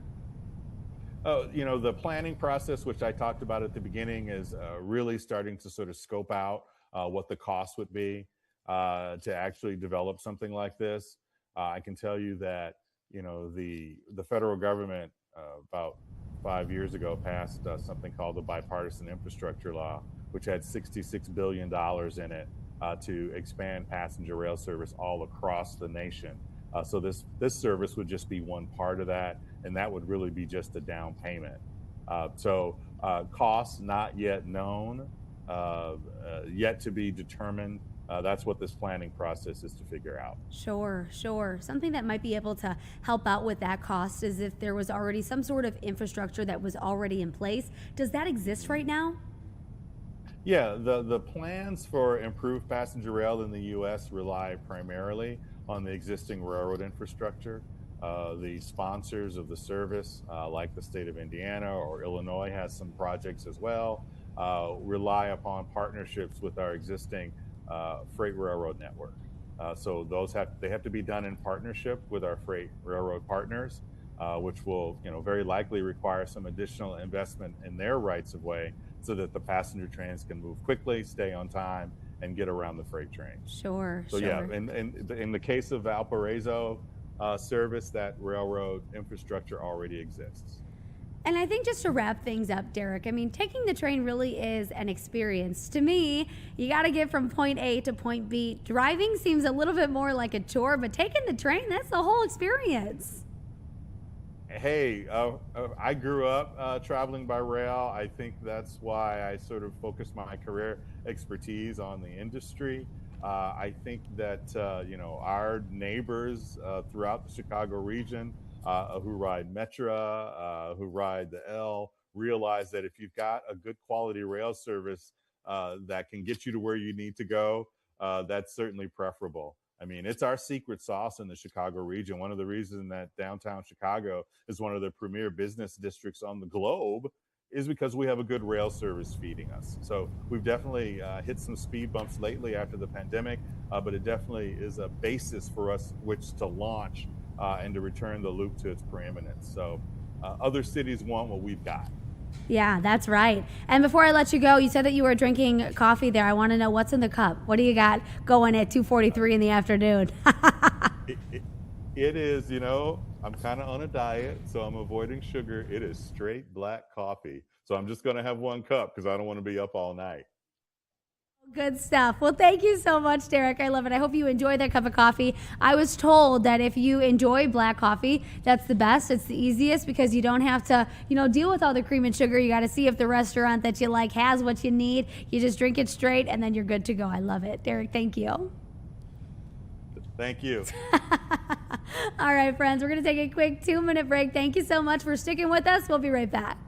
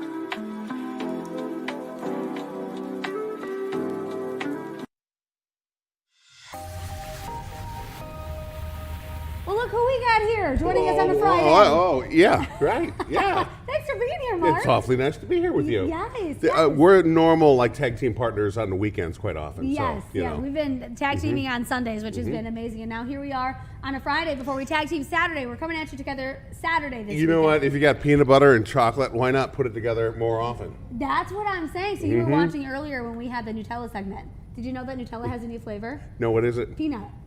Well, I didn't have that all along. I know, right? Hello, Nutella. What were you thinking? Today would be a great day to enjoy a Nutella and banana sandwich outside today. I was so comfortable outside there. I don't think I've ever had Nutella. Is that bad to say? I'm going to go to the store and I'll bring some tomorrow. I'm more of a peanut butter kind of guy. Which is fair. Peanut butter is great, but you need to try Nutella. Peanut butter is great, but Nutella, so you're saying it's a step above. I feel like it's comparing apples to oranges. You really can't put them in the same category. They're both amazing in their own ways. Maybe I did taste it one time. I don't remember. Maybe at band camp. We'll have an update for you tomorrow on Saturday. All right. After the Nutella tasting. Hey, you saw a picture of the bean there. Yeah. It's not really sunny out today, but you know what? Still interesting sky, right? We got kind of let's call it a mottled sky. A lot of clouds with a little sun trying to poke through between the clouds. More filtered sunshine than anything else. We will continue to have, that's what I'm talking about right there. Kind Chicago of like a little looks moody. Moody. Yeah. In a good mood, you think? In a sassy mood. That's a good way to put it. Sassy. Well, here's your forecast. We're going to go from sassy to sunny coming up over the weekend. We have some sunshine both Saturday and Sunday. Temperatures in the low 60s on Saturday, mid 60s on Sunday. Monday, well, batten your hatches. I don't know if I've ever battened a hatch, but if you have a hatch, perhaps you want to abandon it because another round of severe weather is likely. Monday, we are already slated for a 3 out of 5 from the National Weather Service. Another round of strong showers and thunderstorms are likely during the day on Monday, most likely during the later afternoon into the evening. Now here's your weekend. Wow, plenty of sunshine. If you're traveling though, you might run into some showers north and south, east and west, so why not stay home? That's what I'm saying. Forecast tonight, 40s. Tomorrow, again, some sunshine around. Temperatures up to around 62. And then a quick look at the 7-day forecast shows some showers and thunderstorms on Monday. The rest of the week looks pretty good with some sunshine. Temperatures back in the middle 60s. I like it. We've had a very sticky week.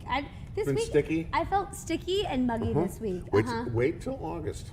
Oh, yeah. It'll The be time so- of year where you got to walk with your arms down because you don't. No, I'm just joking. Oh, I walk with my arms up. That way I dry out easier. Yeah. That's a good Comes plan at the of attack. expense of probably people downstream, but you know, what are you going to do? Yeah. You kill me, Mark. Thanks for coming on. I'll kill you more tomorrow. All right, yes, All we right. got a lot more coming tomorrow I morning. won't really kill her. We like her. We're not going to kill her. I've only been here for 5 weeks. Let me stay. Wow, 5 weeks. That's it, yeah. Wow. It's been a fun 5 weeks. Yes, it has. All right. The fun has just begun. We are going to Stick take around. a 2-minute break. We'll be back.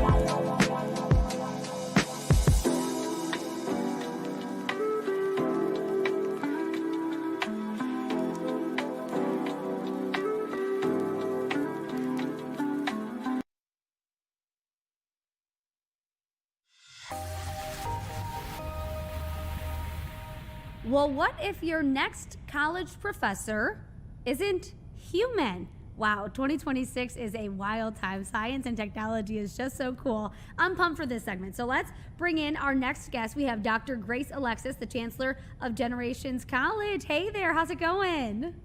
It's going great. Thank you so much for having me. Absolutely. So you guys have a very exciting school year potentially coming up. So walk us through what a typical class would look like with this technology. I'm so interested.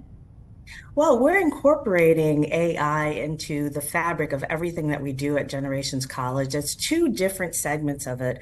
One is from an academic perspective, where we're incorporating it into teaching and learning. And the other is through infrastructure. We're incorporating it into all of what we do, into our business services, our processes, and our practices. So from a teaching and learning perspective, we actually have AI tutors. And they are providing tutoring, help for students, answering questions that they may have. They're going over, reviewing work with them. They are basically performing a true tutor role.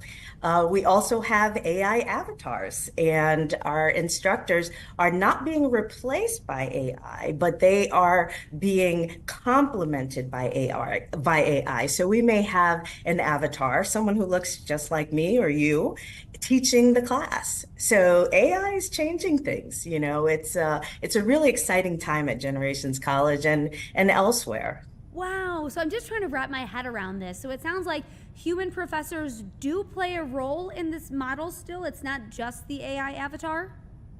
Absolutely, Okay. yes. That's something that we find to be extremely important, and it allows us to still serve our mission. We're a very unique college in that we offer a lot of hand-holding, unique opportunities to have one-on-one experiences with our students, and we're very integrated throughout. And it was important for us as we were thinking about bringing in an AI instructor into the classroom to not ostracize the faculty. Instead, we're bringing together the faculty with the AI. So faculty are teaching, they're not necessarily teaching the class, but they're helping to train the AI. They're giving the AI the information that it needs to provide to the students. They are also monitoring what is going on in the classroom and making sure that what is being delivered is exactly what should be delivered traditionally. And they're also being that one-on-one support for the student, which you cannot replace that with AI, that human connection, that interaction. And so for us, even though we're incorporating AI instructors and things as such, our faculty are still very much involved in that process and are still interacting with students as they usually would have. So what does this look like in the classroom? I'm trying to picture it. Is this AI avatar on a screen up front while everyone is still in their desks like they normally would? Well, it could be that way. For us, we do have a number of our students that are online. We're actually in about 40 states right now and internationally. And so let's just say we're having a class right now. This is what the class would look like. Instead, behind us, we could potentially have a different background. And what you're seeing, me speaking, is basically an AI avatar that's speaking to the students. So I know that you said that the teacher would train the AI, but how did you build these avatars? Well, we have some experts on our team. We have a number of individuals who have taken an interest in helping us to build our AI programs, and they're speaking nationally. They have books on it. So it was a board decision, and of course, it's something that I was inspired to do because Generations College is a college of many firsts. You know, we're the third oldest college in the country. We have a lot of firsts. We're first court reporting program in the nation, first paralegal studies program, first business administration program at the two-year college in the city of Chicago and actually in the state. So it was something for us to now bring in AI. So we are definitely committed to having AI in our classrooms. And it's just been a really great experience. Why do you think now was the right time to bring this AI into higher education? I mean, AI is everywhere. It surrounds us, maybe even in places that we don't even know that it exists. So why is now the right time to get these students set up for success if you think that that will be the trajectory for them? Yeah, because at this point, there's no turning back. AI is here and it's here to stay. And I think it's important for institutions of higher education to embrace the technology instead of being fearful. We've always been, you know, teaching and learning is the oldest profession. And we have an obligation and a responsibility to continue to train and teach and get people to embrace the technology. And higher education tends to be a sector that is slow in making change, especially infrastructure change or technology changes and such. But now's the time. Our students need this. Right now, the workplace is in need of students and graduates who are going to be able to utilize the new and available technology that's out there. And training students to be able to utilize AI in a practical way is what is necessary in all areas of higher education. And so the time is now. So you hear a lot of concerns about AI taking jobs. So what do you have to say to the critics who are worried that this AI could replace the teachers? I know that you mentioned that these are not in place of the teachers. The teachers, the professors are still very much so in the classroom. But I think some critics would say, yeah, for now, you know. You're right. Believe it or not, there's actually a school that's being formed right now that is utilizing AI from start to finish, from the admissions process all the way through graduation, including teaching and so forth. So you have that extreme, and then you have others, institutions that are now basically saying that we're not going to utilize AI at all. So I think the onus is truly on the leadership of the entity to make sure that AI does not take over positions at that particular organization or at an institution of higher education. At Generations, we're committed to making sure that our faculty and staff are protected in that way. But at the same time, is AI going to replace jobs? The answer is yes. It will replace jobs. But the goal of AI is to enhance the user's capability. It's to make processes and all of the different tasks that they have to do easier. It's to increase productivity. And I think if people have a better understanding of that and are willing to embrace that aspect of it, we will go a lot further as a people, as a society, as we are in the midst of AI now. Yeah, it makes me wonder if, if this is going to be kind of the norm in higher education, the capacity that you're using the AI, if it's going to be the norm in higher education, or if this is just kind of a test run, a trial run. Like, what do you think classrooms are going to look like in 5 years? Wow, that's a great question. Yeah, I think it's going to be the norm. Yes. Just like online education at some point was an issue and a concern for institutions of higher education. They said there's no way that you can properly teach students online. And here we are. Look at us now. We're here virtually. This is going to be a norm. But at the same time, there's always going to be a need to have a traditional way of teaching, right? There will be students who are still going to want to have, just teaching from an instructor, a one-on-one or, in a classroom type environment. So I believe that there will be a place for all types of vehicles of providing the teaching and learning for our students. Dr. Alexis, I don't think that we can let you go from this segment without asking you, are you real or are you AI? Tell everyone I am real. That would have been great, though. Maybe next time we'll bring on an AI instructor alongside me. I think, this time next year, Dr. Alexis, we're going to have to do a follow-up. We'll bring in an AI avatar. We'll put you guys side by side, and we'll talk about how the first year went with this new technology. Oh, I'd be so delighted to do that. Thank you so much for having us, for having me. Absolutely. Well, thank you so much for being here, and we'll definitely have to check in with everything here soon. Good luck with the school year. Yes, thank you so much. Bye-bye. All right, bye. We'll see ya. We want to make a quick switch over to Bears. We are hearing from draft pick Dylan Thiedemann. Let's take a listen. Played for this team. I know this team has a lot of history, and it's been awesome to kind of see that displayed as you walk through the building, and I'm just happy to get in and get to work. How much did you know about that growing up not too far away from here? I know a little bit.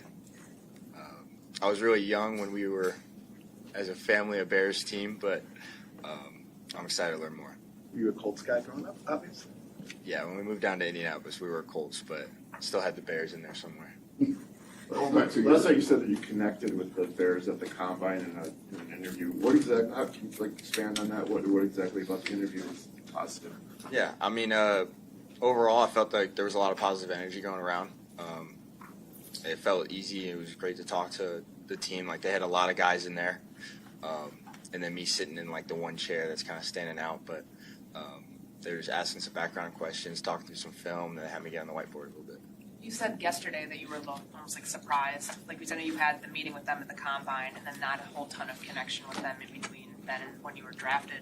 Did you think you were was there somewhere on the board that you had circled that you thought you'd be going before you wind up at 25 here?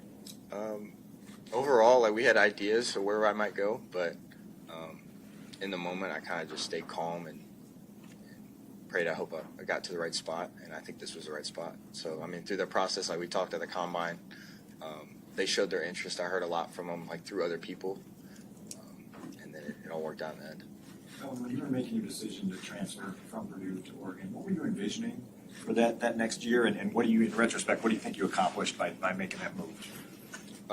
I mean, going into that year at Oregon, I had the goal set that I wanted to go 1 year and go. So going through that, and I wanted to put everything I could into that, knowing that if I did decide to stay, it was the right decision. If I decided to leave, I put everything in, so I made the right choice going to Oregon. And what was the second part of your question? What do you think you accomplished when you look back on your year in Oregon? I think I accomplished a lot. I know we came up short, but I made some great connections with those coaches and those teammates that I'll probably have the rest of my life. It sounded like they coached you very hard at Oregon. Even some of the talks they had with you, kind of recruiting you to transfer there, they were pretty tough on you. What made you receptive to that, and how do you think that made you better?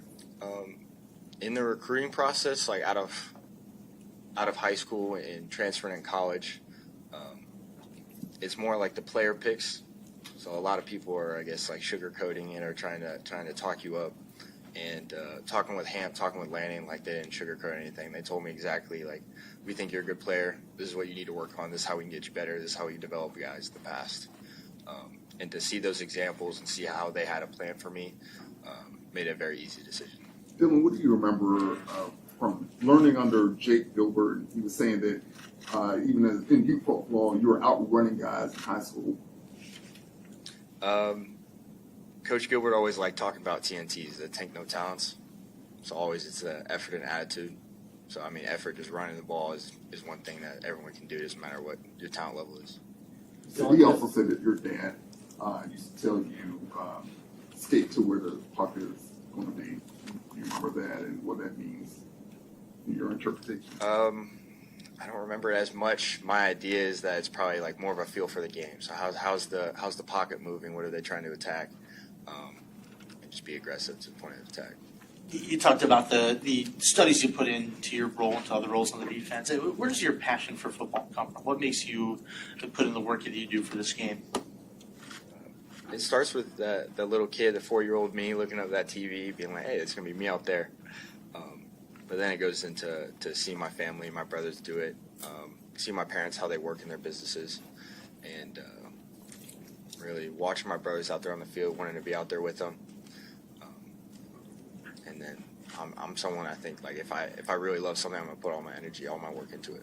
Are you able to use that kind of perspective of understanding and appreciating this moment today and last night? Yes. Yeah, I know this is once in a lifetime moment, so you just gotta take it all in and just enjoy it. How did your football acumen in playing that rover role at Oregon, how did that, I guess, expand your football IQ and prepare you for what you're about to do in the NFL and just changing the versatility or like strengthening the versatility of your game? Yeah, that position really allows you to play fast. You can be aggressive in the run game because a lot of times just the distance I'm off from the line of scrimmage, I'm the extra unblocked defender.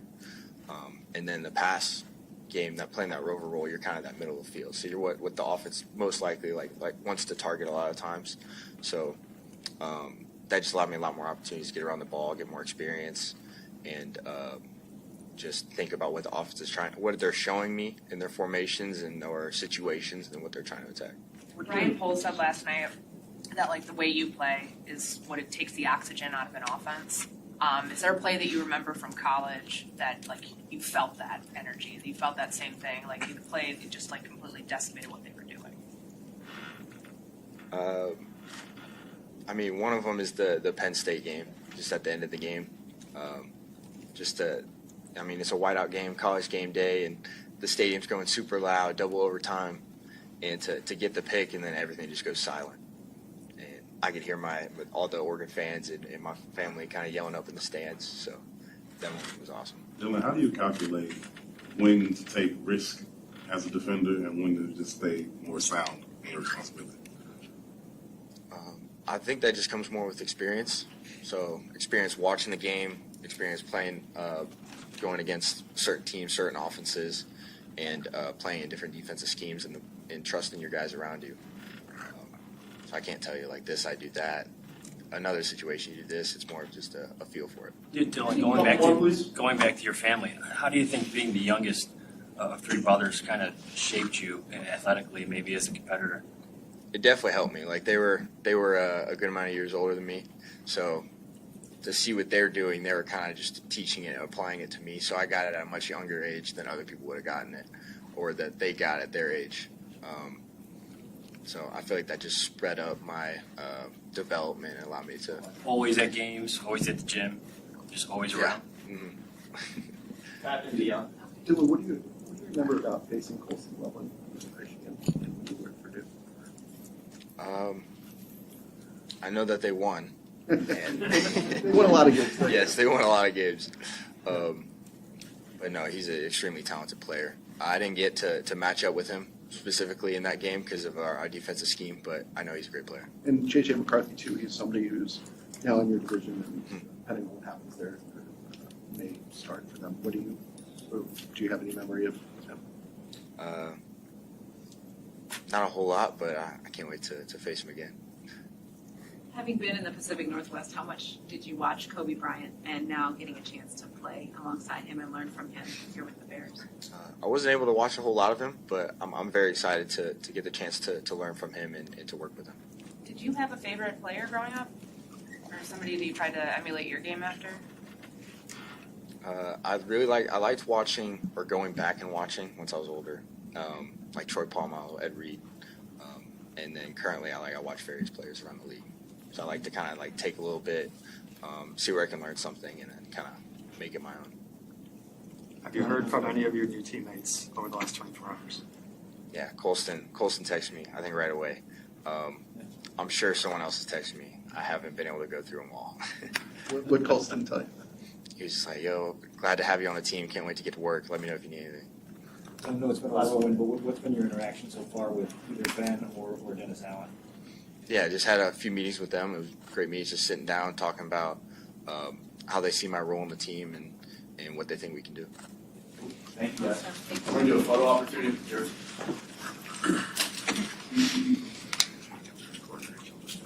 Do you have a number you want to wear? I'm still figuring that out.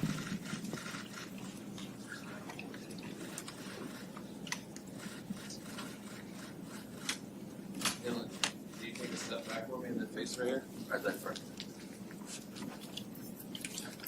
Hi, everyone. Thank you. Thank you, guys. Thank you, Danny. Thank you, guys.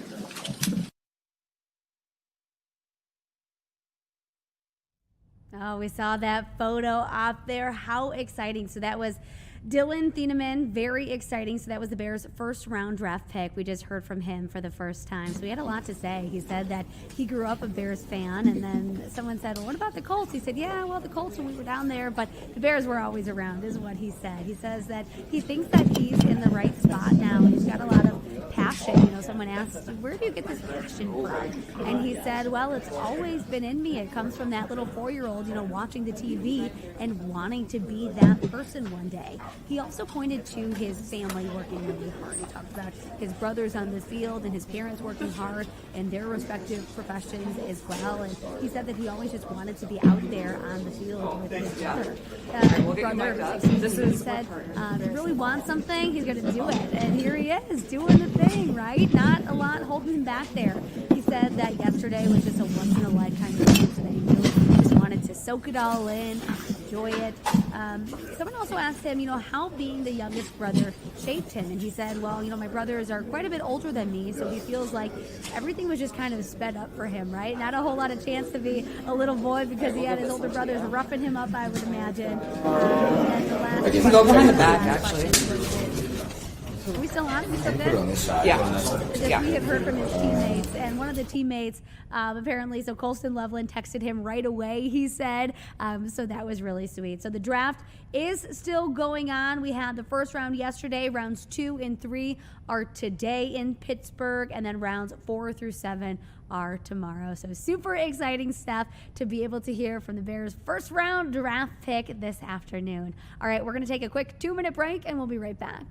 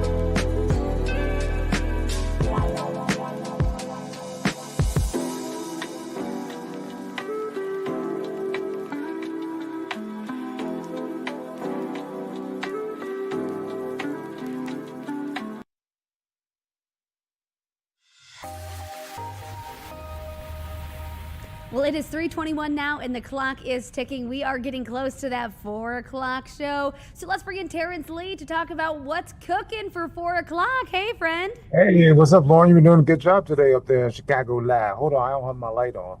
Oh, yeah, we got to make it look It's good. all about the lighting. Let's warm it up. It's a little cool today. Yeah, we got a lot going on today, as usual. So I'm going through the rundown now, actually helping our producer to finish some of the stories up. But one of the biggest, of course, is the Red Line Extension Project, a big groundbreaking ceremony today.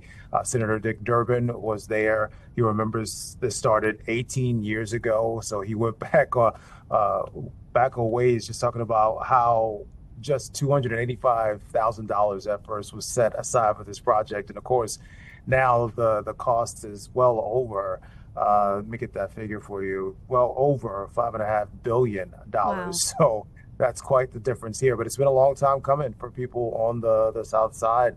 It's going to mean a much faster commute for them.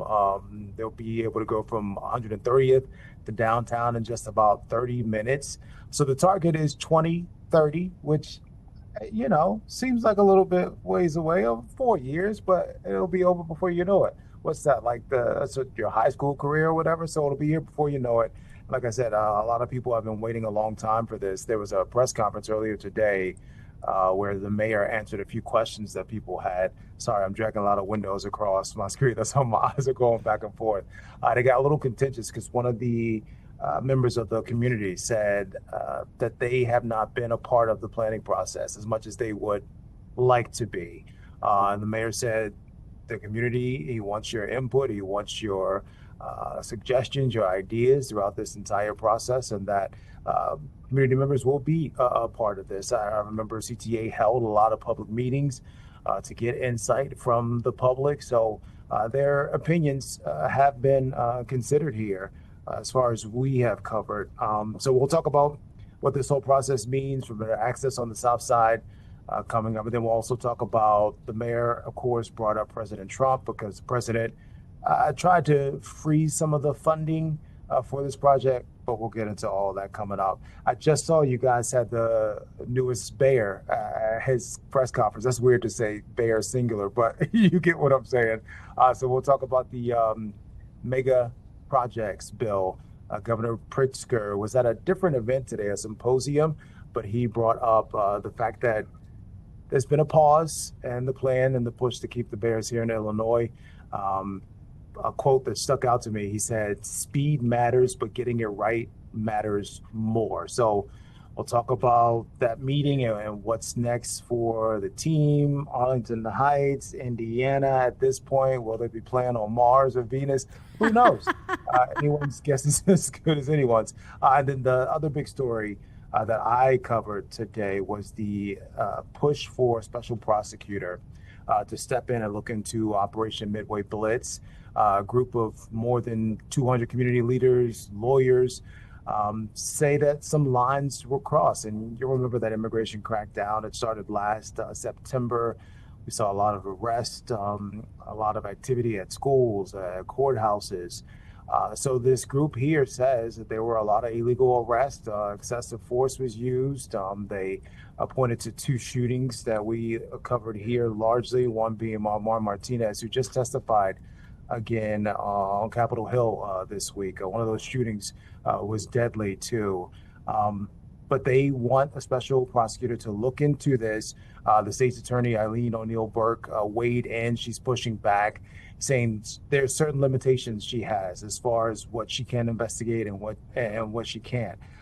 So we'll talk about what this special prosecutor would actually do and how this may change future policing here. And then, of course, we love to talk about food on the news at 4. And Casey Cronus, I think, picked the best story today. Ooh, what She does is Casey got celebrating cooking? The original Rainbow Cone 100th anniversary. Extremely jealous. Are you a fan? I know you're from here, but are you a fan of the Rainbow Cone? And do you eat all 5 flavors? Because some people, you know, don't like all the flavors. So they just skip around it and they just leave the stuff that they don't like? I know a lot of people like wipe out the, what is it, the cherry and the, what's that flavor, the vanilla cherry one? They'll just like scrape it off. I think that's ice cream abuse. You shouldn't Yeah, do that. it's blasphemy, right? It should be illegal. Wow, you know, Terrence, I like that you ended on a lighter note. I do want to ask, what stories do we have coming up at the soft set? Just give me one of them. I always love when you guys go over there and you guys debate a little bit. That's my favorite part of the 4 o'clock. So hit me with just one of those. I didn't know today is actually National Bucket List Day. So we're going to be talking about, I guess, some of the things that are on our list. What would be on yours? I'm trying to think now. I've done mostly everything I've kind of wanted to do. I do want to go skydiving, but I gotta build up to that because I'm not too good with heights. I think you got to do it. I will say I did it for actually a news story. And so I told my boss, I said, okay, I will do it for a news story if we put a GoPro on the plane, if I get to carry a GoPro on my arm. I want to do like a 3-shot kind of thing. And so we did. I'll have to show you once I get back downstairs because it was pretty cool. Please so I did it do. for a news story. See, but you're an adventurous individual. I'm a homebound individual. I'd rather stay at home. Maybe if you have a big like milestone birthday coming up or something, we can do that and Oh. celebrate you. The big Push you 4-0 out of the is plane. coming up in July. Ooh, wait, come on. This is perfect. This I wonder was meant to if I be. could if I can talk my brother and sister into doing it with me because we're taking a big birthday trip. Haven't decided where I'm going yet. We're supposed to do a cruise, but we can't do that now. But we're gonna rent out a house somewhere.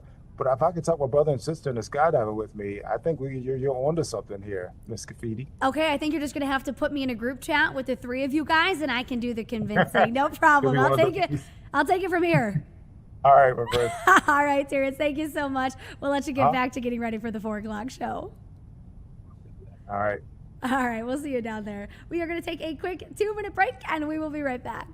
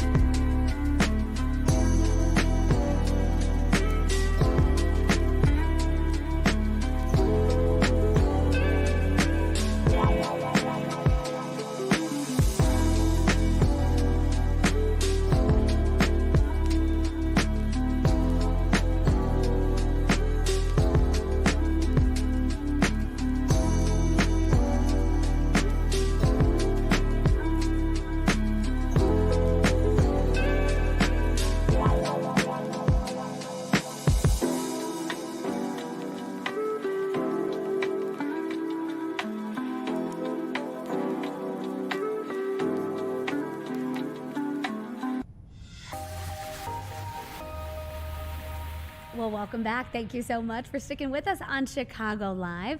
We're talking from patchy to picture perfect. One Chicago area lawn just got the professional treatment thanks to the Chicago Fire. This is such a fun one. So there was a contest. It was the Chicago Fire's Fire Up Your Lawn contest. This is so good. There was one lucky winner, and we get to talk to him right here on Chicago Live. Let's bring in Daniel Kubik. Congrats, Daniel.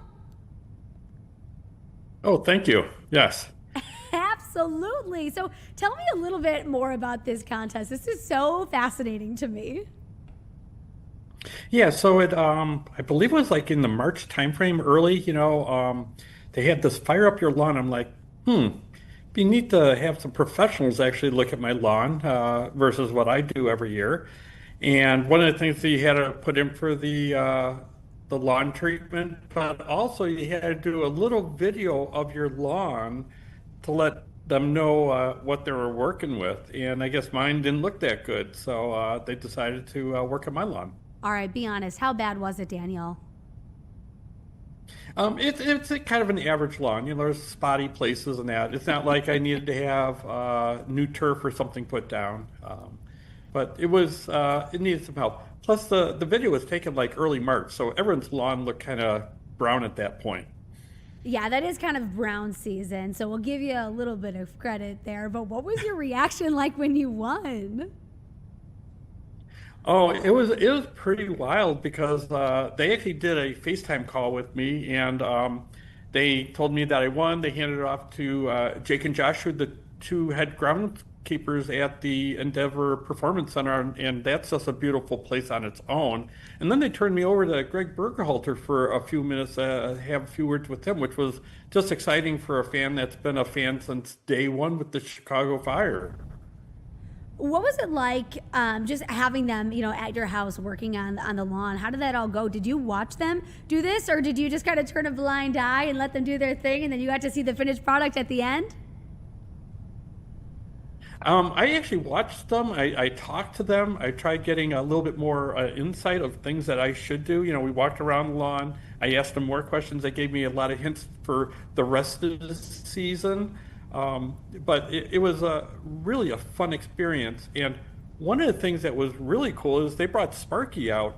And my son goes, "This is like surreal having Sparky on your front lawn." So it was a lot of fun, actually. That's awesome. Yeah, talk about a once-in-a-lifetime experience. And since you were the sole lucky winner and they passed on some expertise, some knowledge to you, can you please just share some of that with us so that we can make our lawns look as good as I'm guessing that yours looks right now?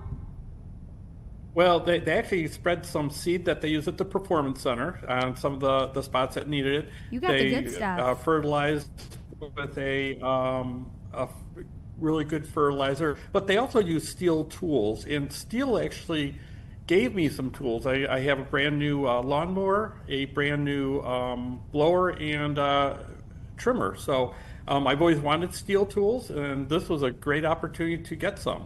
So now that you have these tools, do you think that you can keep it looking as good as it looks right now? I think I have a good chance now, yeah. Just some of the things that they told me should help me out. Josh gave me his business card. He says if you have any questions, just give him a call. He'd be more than glad to answer any questions I have, too. Wow, so you can put them on speed dial and they can come right back if they need to. Yeah, hopefully I don't need to go that route, though.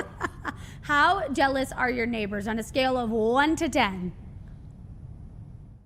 I don't know if they're jealous yet, but a lot of neighbors were wondering what was going on in my yard. You got Sparky the fire dog chasing after the mail truck, different things going on, guys working on your lawn, they're videotaping. So a lot of them were more wondering what was going on and what happened than anything else. Do you have to call your lawn a pitch now? Not yet. Let's give it a few more months. We'll see if everything takes and looks really good. All right. Oh my gosh, well, I'm so excited for you. I can only imagine how good it looks. I'm just picturing the most beautiful lawn, nice and green, maybe some landscaping, some flowers. What does this mean to you, just, being a fan of the team, just having them come out here? I'm guessing you're a fan. Tell me a little bit more about you being a fan. Oh, so I've been a fan since the first day they've set onto the soccer pitch when Soldier Field, like 2 or 3 generations ago, it seems, in 1998. I got to see them win 2 championships that year. We're really hoping. I'm excited, with them coming out to my house and doing stuff. But just seeing the product they have on the field, Greg Burkhalter is a phenomenal coach. And he's bringing in the right players. We're in second place right now. So we're moving up. We got the brand new stadium starting in 2028 here. I'm looking forward to be able to get my seats at that one. That's hopefully be pretty soon that we're going to be picking seats. Wow. Yeah, I feel like having this experience under your belt now just gives you a whole nother level of emotional attachment to the team. Absolutely does. And I hope there's more people out there that will get that emotional attachment, because the Chicago Fire is really something special in Chicago. And with the new owner, Joe Mansueto, he's just taking it to new levels. And I hope everyone in Chicago could come out and actually come to see a game and see what all the excitement is about. Yeah, for sure. If they're watching this segment right now, what would you want to tell them after this experience? Jake and Josh, man, they did a wonderful job. It was great to see somebody else work than having me work on my lawn. Learning about the steel tools was really good. They had their professional there that went through all the tools and everything. So it was just a great experience, and something I'm going to remember for a really long time. And my kids grew up with the fire. They're my daughter's 31, my son's 27, and they've had the fire in their lives, their whole lives actually. So I'm hoping more families are going to be like that in the future. Well, now I'm wondering if all of your neighbors are fired up to make their lawns even better, because I have to imagine that you have the best lawn on the block, maybe in the whole neighborhood right now, Daniel. Maybe, yeah. So, amazing. Yeah, I don't mind making them a little jealous. There we go. Yes. It's fine. Well, thank you so much for coming on. I hope that you get outside this weekend and enjoy that lawn. Maybe have a cup of coffee out there tomorrow or something. All right, Daniel, thank you. Actually, I got a little bit of different plans for this weekend. I'm camping, so I won't be home. I'm doing something with Scouting America, so doing some volunteer work. Oh, nice. I love the Scouts. Both of my brothers are Eagle Scouts, so I went to every, oh my gosh, I can't think of the regatta. I remember all the popcorn selling that would always fill up our living room, all of that good stuff. Yeah, so we're getting ready for the the Jamboree coming up here in 2026 in July. So we're doing our shakedown weekend out at Three Fires Council at Camp Big Timber. Oh my gosh, amazing. Well, I hope you enjoy, and your lawn will be waiting for you once you get back from that camping trip. Okay. All right. Have a great weekend. Enjoy. Stay safe. Thank you. All right. Take care. Okay. Thanks, Bye-bye. Daniel. All right, guys, we're going to take a quick 2-minute break. Man, Daniel was a hoot. We're going to take a quick 2-minute break, and we'll be right back.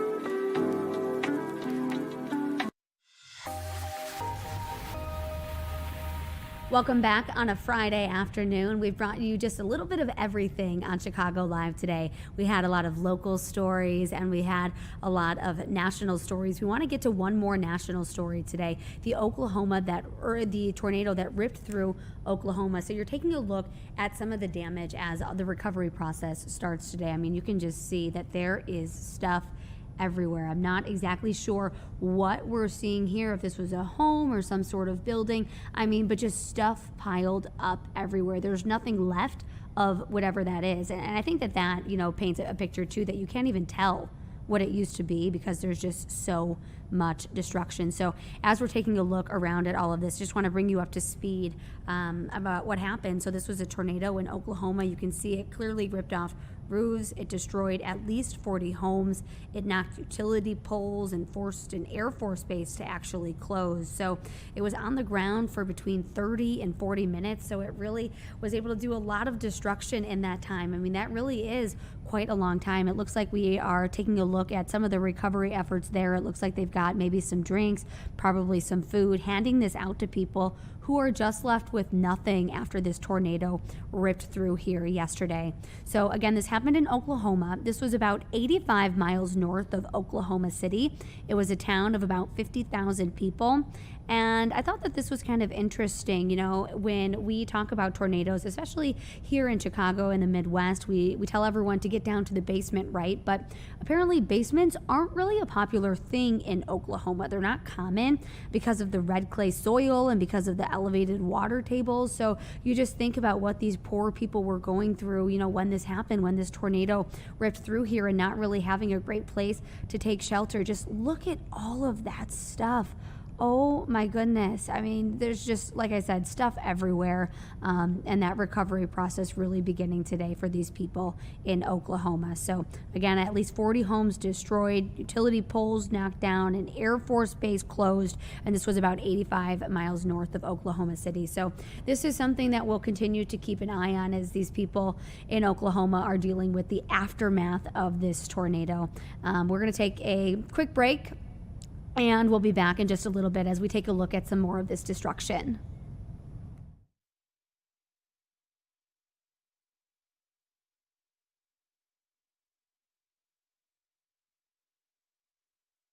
Look at me. We're just like we're having a conversation. If you feel like we're able to. So 1, 2, 3, 1, 2, 3. Good.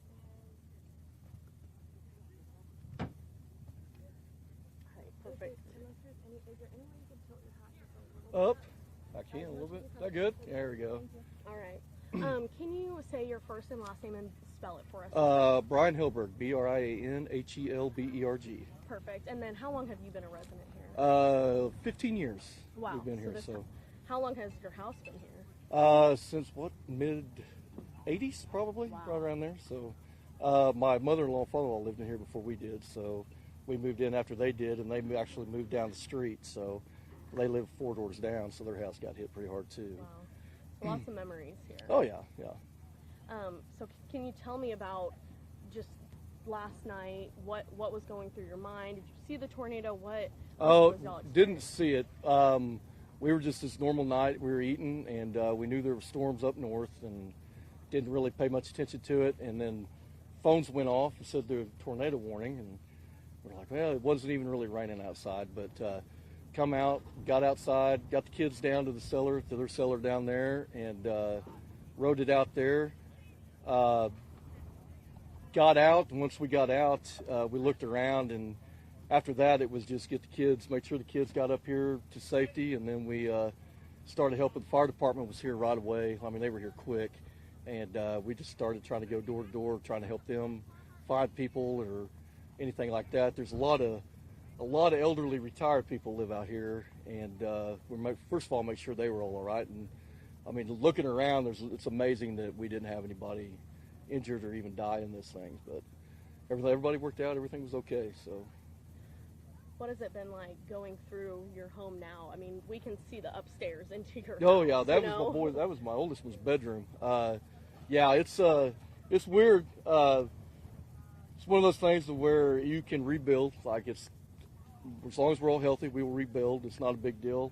You go through, get what you can out. And we were really lucky that we got 4 boys, so we were really lucky that all of their clothes and everything in closets were not really harmed too bad. So we actually got the clothes out, get anything we could salvage out, and then the rest of it kind of start over. But all as long as we're all healthy, we're good. What is that feeling knowing that your family is all safe and your neighbors? Oh, it was good. Like when we got out, I knew we were good, which made me feel a lot better. But when I got out, we were like one of the only ones out in the street, and I got really nervous for a little bit. But everybody started coming out, and like I said, fire department, emergency vehicles were here.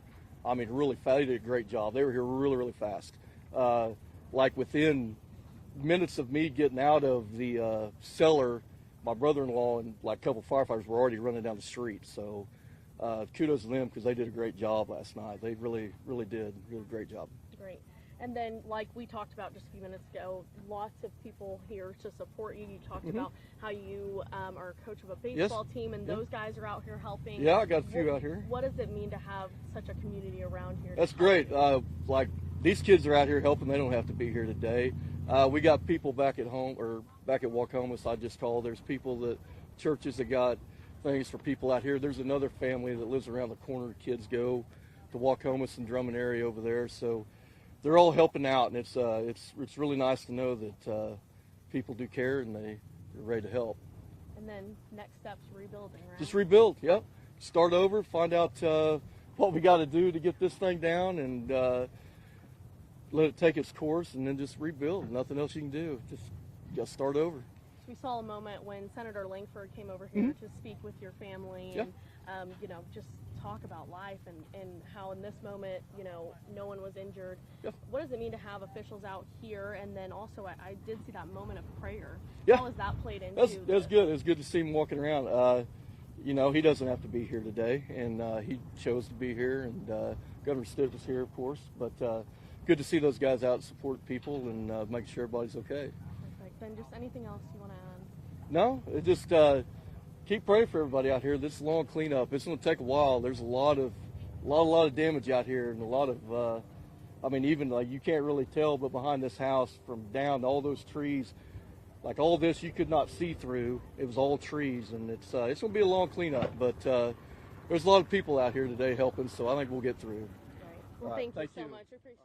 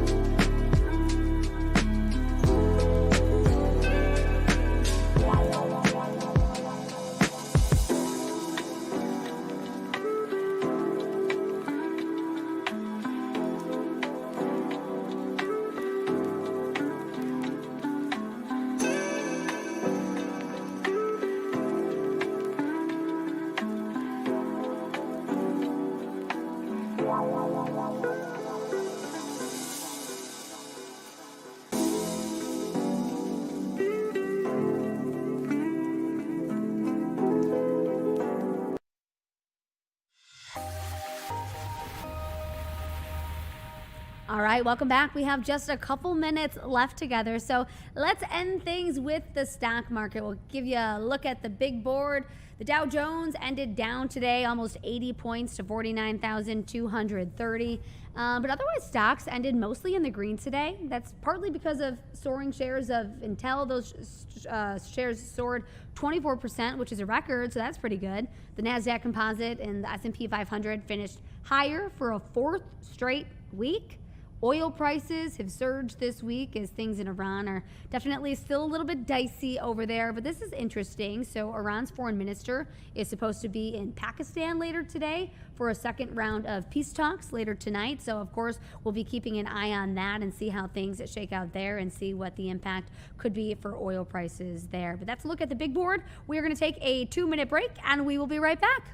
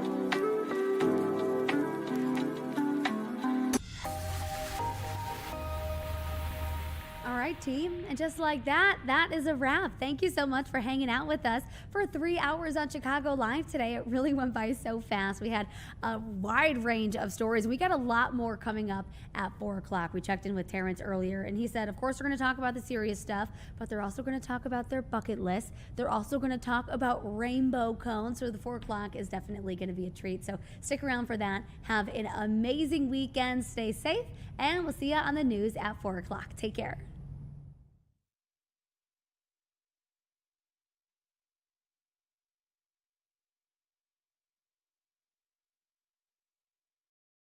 Honey. So the bees are going to mess up the White House, and there'll be tons of gold-looking accoutrement on the building. So you're welcome. Have a good weekend.